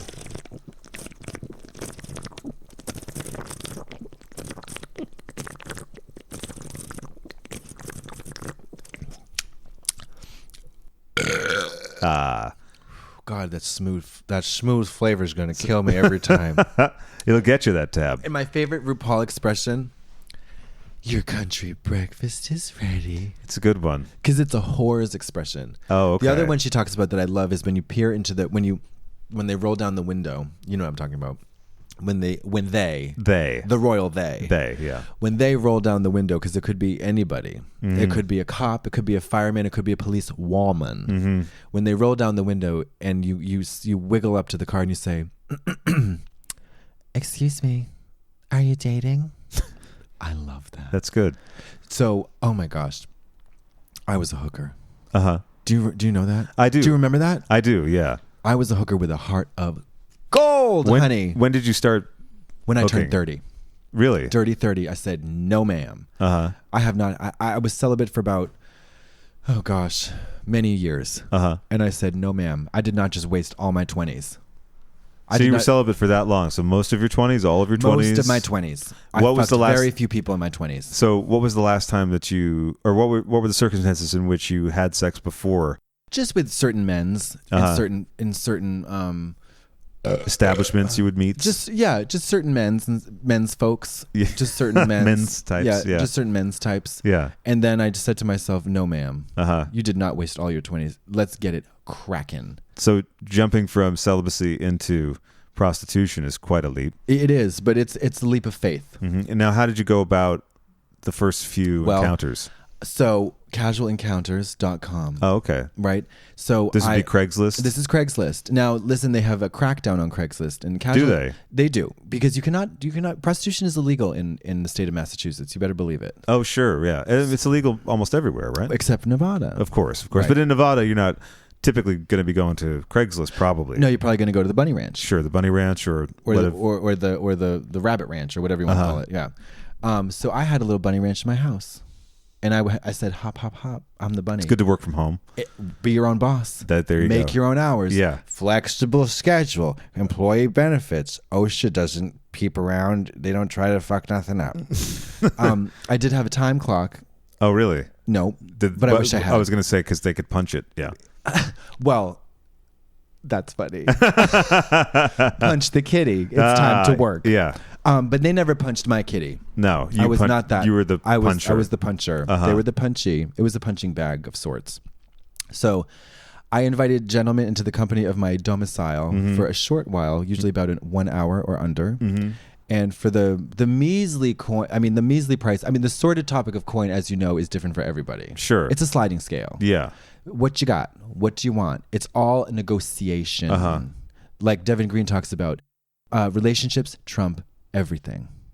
Relationships trump everything. Mm-hmm. So it goes like Susie Orman says, people first, then money, then things. Okay. So people, when a hooker or a lady of the night allows somebody into her domicile, it's a contract. Mm-hmm. It says, you don't fuck up my shit. Yeah. I won't fuck you up. Right. And then you decide, what is the tea? Yeah. What's the procedure going to be today? What do you want to do? What are you trying to get into? What's going on? What's off limits? And also, where's my fucking money, bitch? Yeah, that's central to... that is central casting. Now, does that get decided? That gets decided right up top, right? Right up top, right off the top of the show. Mm-hmm. Because, I'm a very ballsy lady. I'm a very ballsy lady. I'll let anybody into my apartment because I'll fucking smoke a bitch. Uh-huh. So you never had that concern of safety? Never. But that's me, because my dad's a fucking martial arts master. Uh-huh. And he trained me right. Okay, so you knew you could take care of yourself. Also, I know where all the knives are. That's true. It is your place. It's my domicile. Yeah. I don't do outcalls. Okay. Never. That's the danger then. That's the danger, because the lady of the night is a lady. Mm-hmm. And she does not subject herself to conditions and circumstances that she's not aware of. Yeah. So I know where the knives are. I know where the candles are. Oh, you know what? It's 3:01. Oh, we got to call. We're supposed to call. All right. Yeah. Let's put a pin in that. It's whimsically volatile. Vlada, ho, ho, ho. Wait, we got to talk about pronouns first. Okay. What do you prefer? She, he, Kathy Lee, Regis? Kelly Ripa. I always go for Kelly myself, yeah. I really don't care, just not he. You can be got it. They, got it. thing, whatever you want. Boom, got it. Yep. Okay, so I'm gonna stick to she. Okay, that sounds good. Okay, so let me introduce to you Mr. Craig McNeil. Hello. A seer, a truth teller, a temptress, a vixen, an artiste with no irony. Okay. Kromatika. Mm-hmm. So she's the everything. She is Vlada Benedetti. How was that for an introduction, you fucking bitch? Thank you. Was that good enough? Because listen, so Vlada and I are separated by 1 month of time.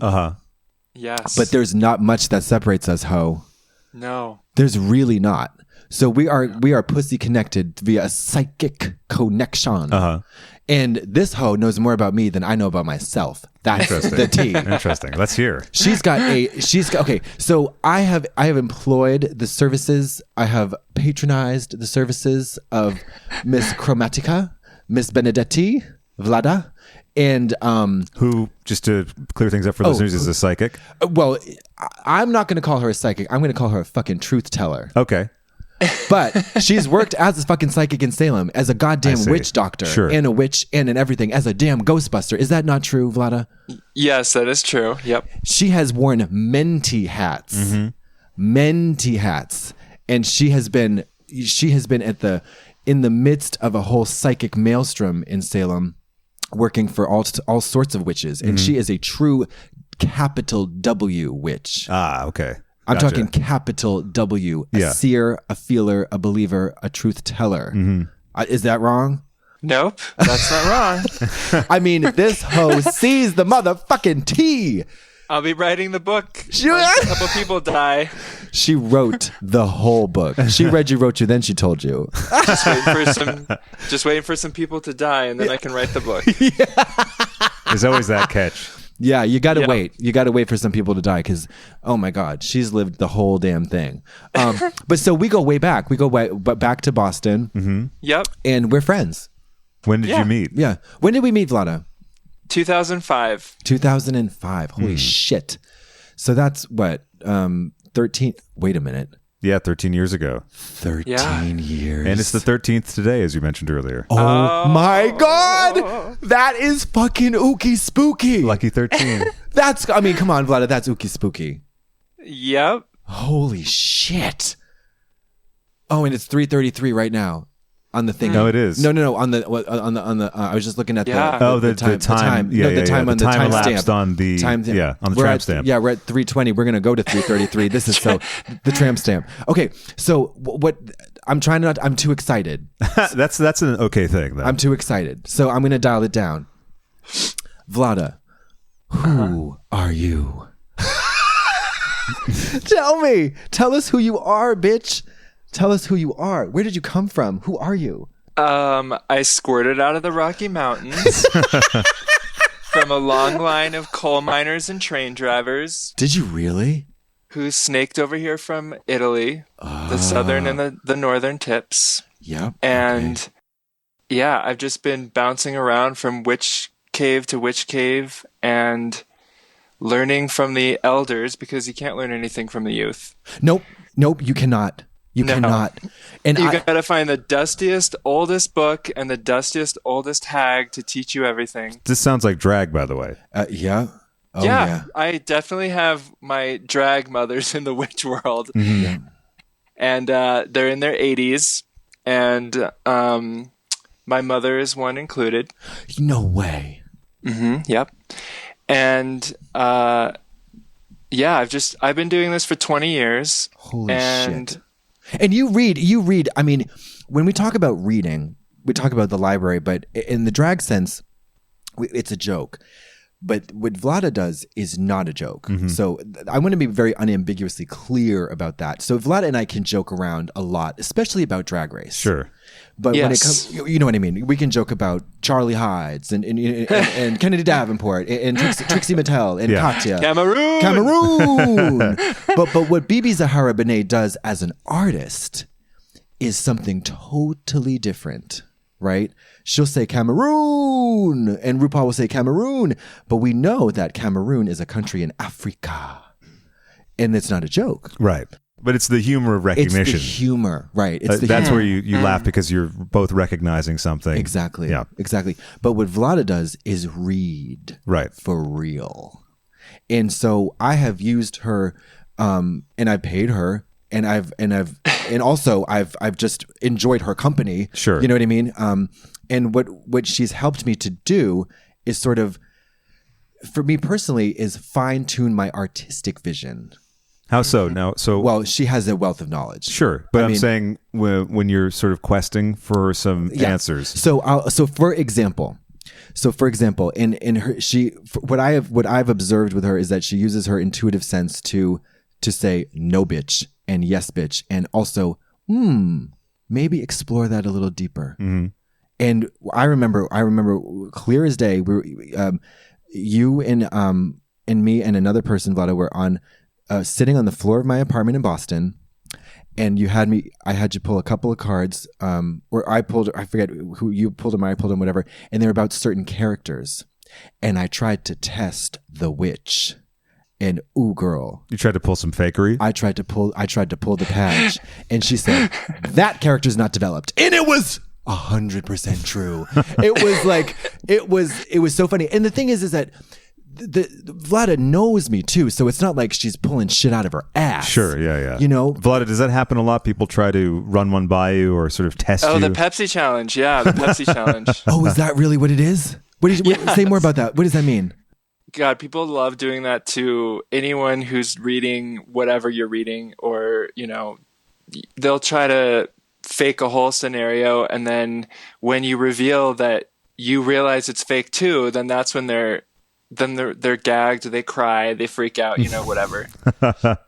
Because they expect what? They expect that they're going to prove that you're a charlatan, and therefore they didn't have to put any faith in you. Yeah, exactly. Yep. Yes, I tried to read somebody last night, Vlada, and you know what I wanted to do? I just wanted to say, I'm only reading you because I want to have sex with you. and you're a 70s witch. I'm a 70s witch. I totally am, Vlada. I'm a total 70s witch. What's your sign? All that sort of thing. Yeah, it's like, hey, baby, what's your sign? It's like, hey, baby, can I give you a ride? I'm a stranger with candy. That's what it is. You just need your van. I just need my van. I need my little psychic van. It's like, hey, little boy, are you over the age of 18? Yeah. You're the Jerry Blank of witches. I am the Jerry Blake. I like the pole and the hole. Vlada, when did you first realize that you had these abilities? Yes. Well, growing up, my mom was always like telling me, oh, I know Aunt Cheryl's going to call today, and then she'll call in like an hour. We'll be in the mall, which we spent many hours of my entire life at the mall. Mm-hmm. And she'd be like, oh, we're going to run into blah, blah, blah. And then there they are. They come right around the corner. Yeah. Wow. So she was always into it. And, you know, just growing up with typical Catholic religion, I never really I felt like there was so much more. And then I read about mythology and such, and astrology, and got really obsessed with it in middle school. And then I got my first deck of cards right after high school, and I just started reading them, and it just like picked up really fast. Mm-hmm. And I then maybe 10 years later, I ended up doing it for a big art event, and I read like 300 people in a row, and Holy it was really shit. great. And I was like, oh, I want to keep doing this. So, and I now at this point in my life, I mean, I don't need to read cards. I have a bag of rocks I use. I read people's food that they're eating. I mean, I can read many different things. It doesn't have to be cards. And also, we can read outfits like nobody's business. Oh, yes. Oh, my God. Yeah. Like, we talk about Anna Wintour a lot, I feel like. And the thing that Anna Wintour always says is the one thing you should never wear is head to toe black. Because I think that what she means is that when you wear head to toe black, everybody wants your opinion because you're a witch. Do you know what I mean? Yeah. Also, if you're wearing head to toe black and you're Italian, that means don't talk to me. Somebody has died. Yes, very true. Well, Vlad, I was also curious, how many people do you think have some innate abilities that they ignore or blunt because it's not taboo, but it's not sort of the done thing to believe in them? Well, I think it's very similar to being an artist. Everyone is creative. Everyone can make something, but there's something innate where some people are just going to be, it's going to come more naturally to them. It doesn't mean everyone can't do it. It's just some people are just, they love doing it and they end up being better at it than others. But I think everyone has the ability. Mm-hmm. I agree with you. And I'm so naive that I was like, I never doubted that witchcraft was real, like ever, ever. And for me, Vlada, like it took me reading the Satanic Bible to realize that, it's a different kind of magic. Yeah. You know what I mean? It's like, for example, I remember Anton LaVey talked about this. Being invisible means being undesirable. Okay. Mm-hmm. So it's like, if you want to make yourself invisible, darling, just be a poor person at a rich function. Do you know what I mean? Like, it's like, if you truly want to be an invisible, just become persona non grata. Could you describe witchcraft a little more for those who just have a very surface sense of it, or maybe the information that they have is based more on movies or common go do folklore? Give us Vlada, give me let's do a little role play if you don't mind. Okay. So, hey witch lady, so you're being all witchy. Yeah, you're being all witchy and stuff, and I know you got long hair and you wear all black and stuff, but you got that nice necklace and stuff. Yeah, you got that purple necklace and the red underpants and stuff, and you live in Salem, so hey witch lady, can you cast a spell on my ex-husband to make his head blow off? Get those goddamn payments in. Yeah, and I only got $30. It's so what would you say to that person? I mean, well, that's a very real scenario. I worked in Salem for 6 years at a witch shop on the wharf. So every day I got people with that accent coming in. Oh my God.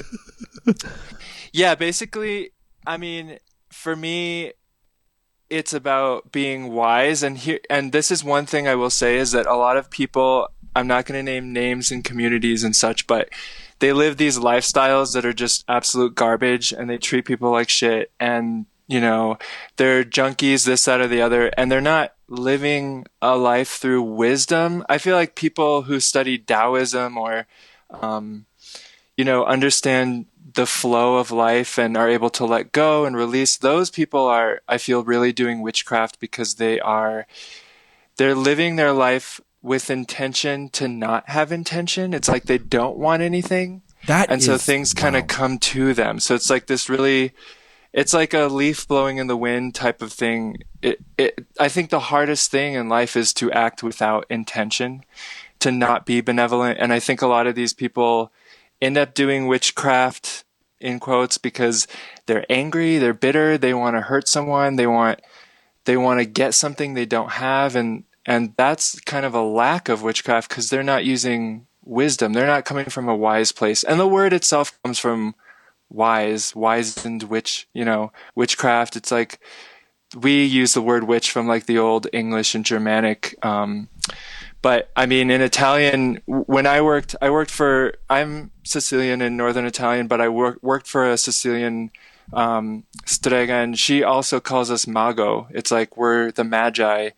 And it's more about working with symbols, but ritual, not necessarily to always connect with deities and such, but more of the act of the psychological ritual, So, wow, that you just described Buddhism. Yeah, it is very similar. I mean, I feel like there's so many religions. I love, connecting all of these different things in the world, because they all at the root have really major similarities, but people kind of take the floral parts of them and pluck them off and use them in a really negative sense. So. Right. Yeah. Like, I mean, example, you literally that image is interesting to me because I immediately think of plucking the flower from a certain tradition and putting it on a shield and going to battle. Yes. Yep. You know, and all of that stuff plays into it. I mean, I'm not Wiccan. That's, that was created in the 50s, but like, okay. The like witchcraft, the folk magic, all of that is like very deeply rooted. And I think, not to ramble, but in terms of communities that practice this sort of thing, another thing that's important that we talk about with people who ask these questions is a community is what you need to practice folk magic and witchcraft, because that way, if somebody comes in and they're schizophrenic or whatever, there are things and rituals and things you can do to help or heal a situation in a community that all understands that. Whereas if you're doing that in an isolated situation and you tell someone, oh, I saw this, or I'm experiencing this, or I'm trying to break up with my, past relationship, so I cut this cord, they don't have the mental system. It's not socialized for them. So it's not going to stick with the whole community. Whereas when you have a community who understands that vernacular, then you can all practice it together, and then you actually have healing that happens. Yeah, absolutely. And, oh, wow, this is actually blowing my mind right now. I'm so naive, but so it's funny because I sort of take for granted the fact that you're one of the most intelligent people I fucking know. Right back at you. Well, it's interesting because like we can connect over what is beautiful, and we can connect over what is good, and then we can connect over what is interesting. Mm-hmm. And I think that last part, what is interesting to us, is definitely not for the average bear. Yeah. Do you know what I mean? But I remember so like just talking about, because Craig and I were talking about recovery earlier and talking about healthful living, and I am very so I did a meeting in Arizona, and there was a man who was indigenous population, Native American, and he had a giant piece of quartz hanging from a necklace, and then a huge horn in one ear. And he told a story about non-judgment, and the tears came out of my eyes without knowing what he was even saying. It was just the quality of his voice and the tone of it. He was actually chastising the people in the room, but I felt like he was talking to me about them. And the intuitive sense that I was getting from his tone was, do not be afraid. This is your home, and you belong here. Oh, interesting. Isn't that fascinating? But what he was actually saying, because then I did not hear any of the words, any of the language. We went back into the halfway house, or sorry, not the halfway house, the rehab center, and the guys were like, yeah, I didn't really like that meeting. And I was like, wait, what? And I was not ashamed of the tears. The tears just come. But what he was doing was speaking to my soul through his. There was a two-spirit connection, because I felt in my life like a woman, and I also felt like a man. But I'm both. Because like you talked about, Vlada, it's the Strega and the Maga, or whatever you want to call it. Yeah. The Empress and the Emperor. The devil. The devil and the Savior. In every person, you have the High Priestess and the Magician. Right? Yeah. And sometimes to be creative, I mean, we both went to art school, so we also have that part of us, but I think to be creative, if you're male, you have to castrate yourself almost, in that you're not making work from the libido necessarily, but from a deeper feminine pit of this darkness, and not in evil, but the darkness of sort of the way the Tao, if you will, that is not necessarily hard. It's the soft. It's the yielding. Yeah, and in the void. Right. The void. Exactly. And like I make a joke that say, "But babies don't live." But it's not about taking the pain of the world into your bumhole. It's about opening up the void in your soul and saying, "What's in this blackness? What's in the lodge?" You know, and going inside the lodge and saying, "What is this notion of hell? What is this pain all about?" And as gay men, for me personally, I always thought, "Oh, it's my emotional vulnerability that is my liability." No. As a man and as a woman, my emotional vulnerability is my asset. Yeah. Right? But my lack of shame is confusing to people. Because you know me, like, I'm not ashamed of nothing. No. Like, it's retarded. Oh, sorry, I can't say retarded, but my aunt is retarded, so I'm just going to say it's silly. Well, also, you know, from Massachusetts, it's hard to drum that word out of your vocabulary. It's fucking retarded, dude. It's fucking retarded. That and wicked. Yeah. Right, wicked and retarded. No, retarded means slow. Yes. And I am this. Vlada, please pull no punches and just tell a bitch, I am a little slow. You can admit it. Please admit it. I'm not trying to get you to embarrass me, but I'm a little idiot slow. Savant. It's the idiot savant. You're fishing for insults, which is a new... I am fishing for insults because Vlada will tell me, she will tell me straight up. And she doesn't embarrass me because we do it in private. Yeah. You know what I mean?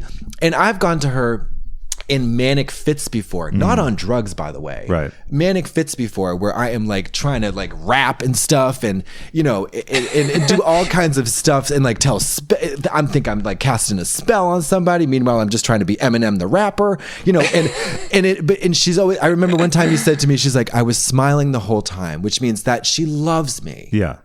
You know? Oh, yeah. Yeah. Yeah. And the thing is like, I'll go to Vlada for advice and for guidance, for artistic guidance and advice. And also about love. Because I love very deeply. You know? And I'm a fucking fool. I am Boo-Boo the fool when it comes to love. Most people are. Most people are. But Vlada she is a wise being. I try to be. I mean, you are... I think about Parker posing in the House of Yes, and I say, is that an evening dress? It certainly looks like an evening dress. But it doesn't get any wiser than Miss Benedetti. That's my opinion. I'm sticking to it. Fuck you all. Vlada, do you find that a lot of people who seek your counsel are looking for guidance in that area? Love in particular? Yes. Yeah. I mean, I've read all kind. I seriously feel like I've read every type of human being there is, and they all want to know ultimately about love, whether it's romantic or familial or self-love. But I always joke that, like, if I ever had my own shop, I'd just have in the waiting room a DVD of He's Just Not That Into You. We just talked about that. Yeah, we did just talk about that. We literally just talked about that. And it's so... I'll just have stacks of the DVD. Here you go. Take this home. Yeah. You don't need a reading. You know, He's just not that into you. Is that generally the end result most of the time with those sort of questing love things? Yeah, there's a lot of, I mean, and I relate to this. And when I read people, I try to relate to them on this level. But there's a lot of unrequited love, and there's a lot of lopsided situations. There are, I mean, we are primates, and monogamy is like such a weird thing to force us into. And I think it can exist if you don't fear loss, and if you're not afraid to be alone, then it can exist because you can cohabitate with someone else that you love and respect. But now that is a very evolved... okay, hold on. I'm going to stop you right there. Because that, in my opinion, is something that is a very evolved... You just completely glided over that like Jackie Joyner Kersey over a hurdle, mama. Because if you are not afraid to be alone, that is a tall order for most people.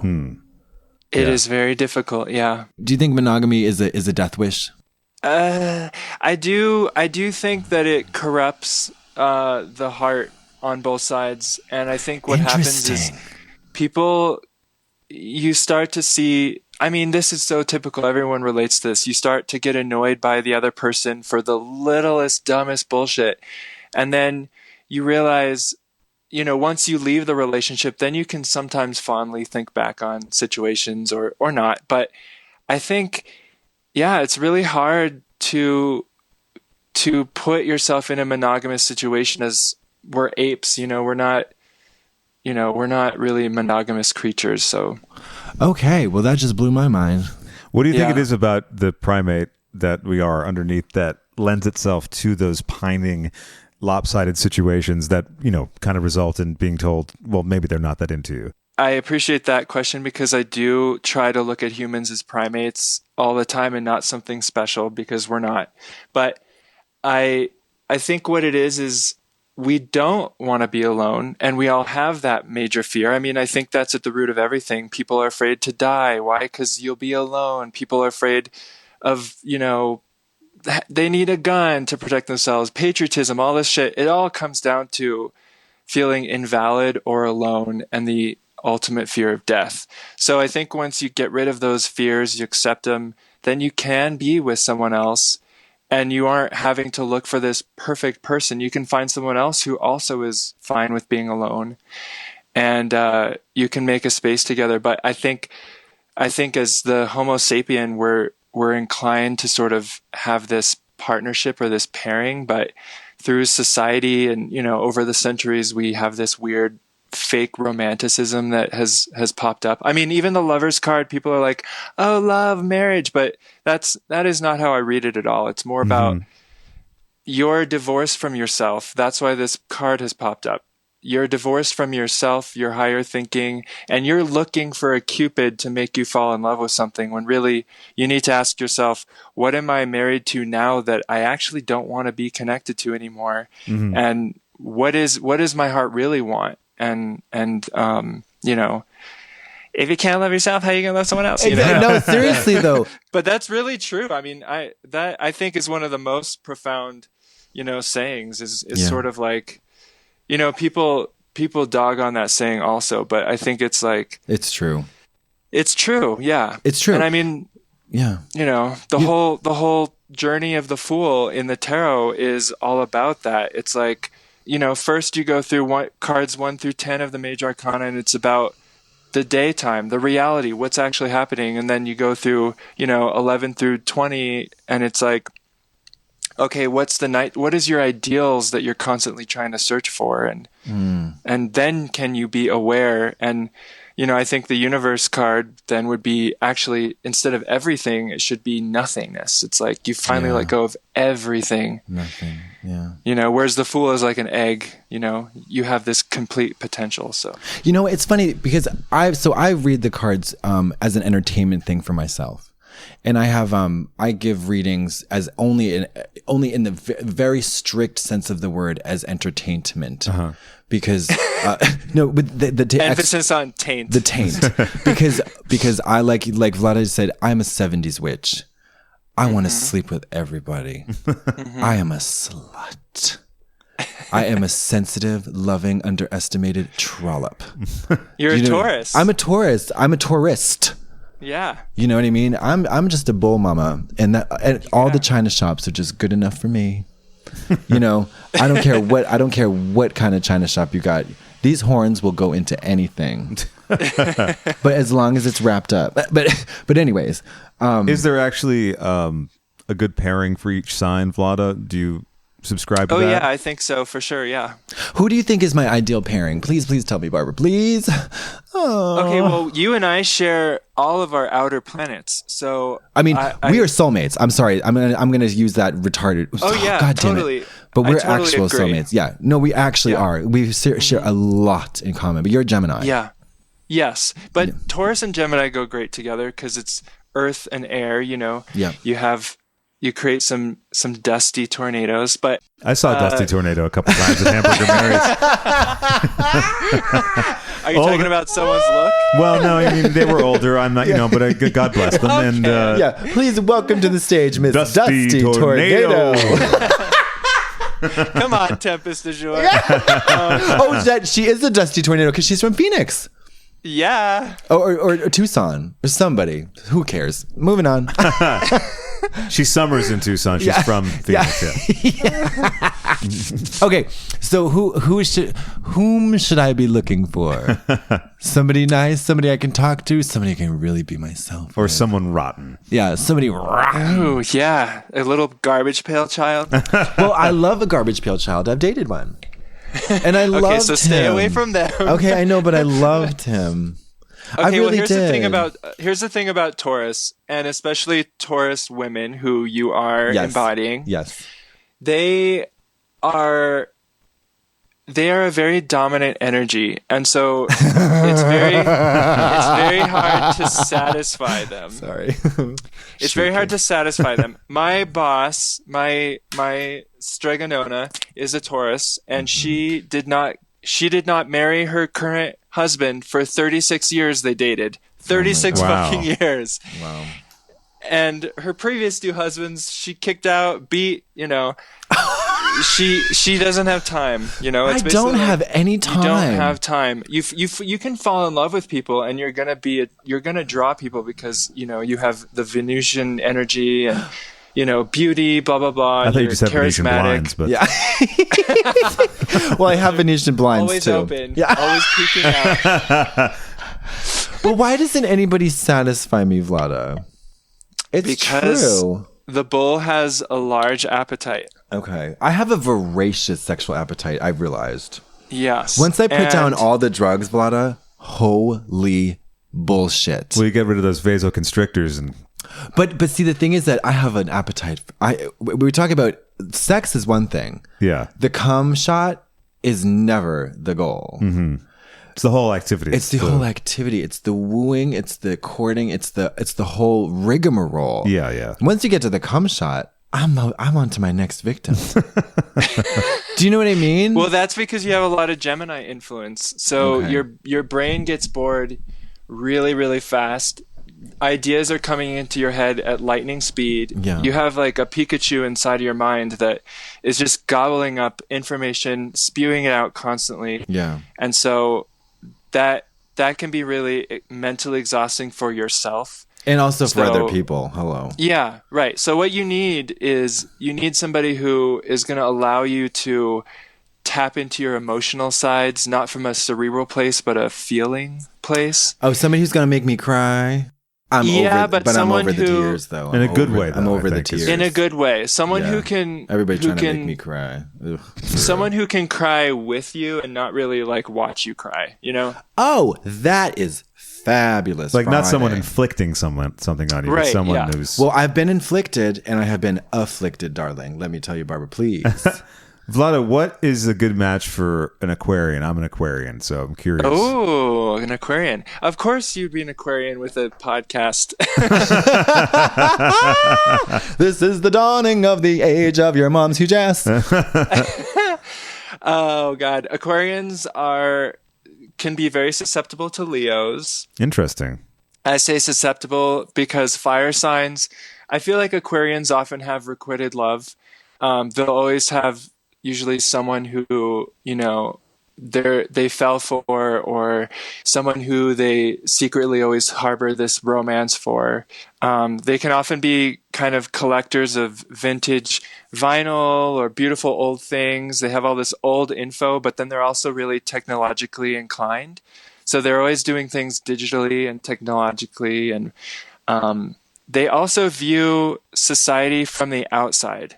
Interesting. So like a Gemini is always communicating with the self, thinking about the mind. The Libra is communicating with the other. The Aquarius is communicating with society. They're on a bigger spectrum. So Vlada, you okay. This is pretty fucking, I'm not going to use the word psychic because I'm just staring at records, one section of the records. Speakers, stacked technology from ages of yore. And then I'm also looking at a modern setup that is confusing to my eyeballs. We have analog and digital. It's literally the whole, it looks like we're in a technology warehouse right now. And it's his home. Very neatly appointed, though, I will say. It is very it is for the listeners at home. No doubt. It is very, excuse me, Barbara, please. That was also for the listeners. Yes, that was for the listeners. It is and if you could see the artful arrangement of vintage movies, VHS tapes, albums, all of it in there's a story. There's a narrative flow. Of course. There's suggestion. There's provocative placement. Yes. There's lots of things going on here, Barbara. I know.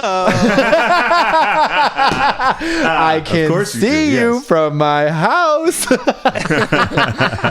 But we should. I have to have a cigarette. Okay, but before we do, because I'm fascinated to know. So, for romantic partnering, who are good candidates for an Aquarian like myself? Okay, so I did mention fire signs. A Gemini is actually excellent for an Aquarius because we love information, we love sharing it, and the Aquarius will then hear about a movie that a Gemini talks about or a story or book, and they'll go collect it, and they'll collect everything about it. And then the Gemini will be really impressed, and then they can talk for hours and centuries and eons. They love being around each other. Also a Libra. Libras are very beautiful, but they can be sometimes they can be too out of balance for an Aquarius. So I would stick with someone who is maybe a Leo.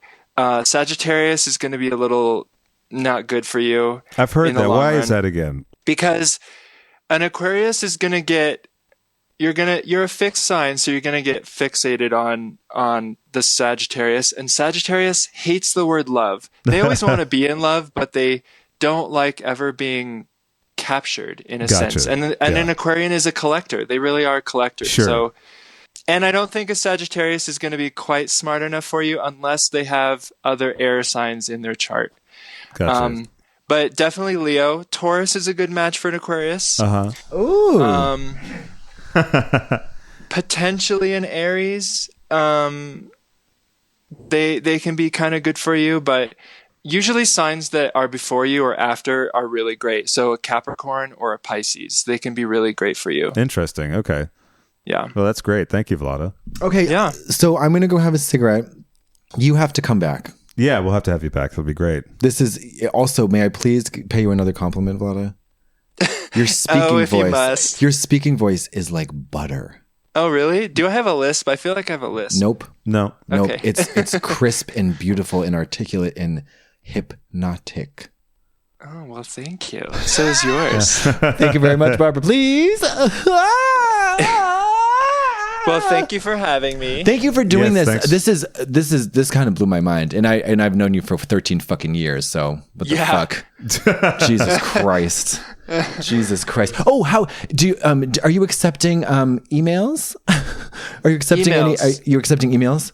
Oh yeah, you can email me. But I mean, can listeners can listeners get in touch with you somehow? Do you want that to happen? Do you not want that to happen? Oh, sure. Yeah. What's your social medias? You can just directly email me. Okay, cool. So if people want a reading, how do you read people? Are you still doing that? Like, are you doing it remotely? Or is that not a thing anymore? Oh yeah, I read people mostly remotely right now. Oh, okay, good. So how can people get in touch with you for a reading? I do Skype readings, FaceTime readings. Oh, perfect. I like to look at the person because I like to show them the cards or the rocks or the spaghetti or whatever I'm eating. So. Betty Spaghetti. Let's see. Hey, show me the money. Spaghetti. Yeah. Show me the spaghetti. Betty Spaghetti. Yeah. Spaghetti. hey, witch lady, show me them rocks. Yeah. So you real witch, you got like spaghetti. Yeah. You got like penny rigatoni or whatever. You got rigatoni. What do you got? What are you working with? Meatballs. So how can people? What's your email? You can email me at the email you've been using. So okay, just Vlad.Kromatika. Okay, Vlad.Kromatika. That's at gmail.com. And we'll put that up on the website. Okay. And we'll throw it out into the ether when this goes up. Yeah.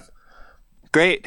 Fabulous. Wonderful talking with you. Thank you so again. much, Vlada. Yes, thank you. All right, we'll talk to you later. Talk to you Bye. soon. Bye-bye. Bye. A Russian ballerina stomping on a bureaucrat.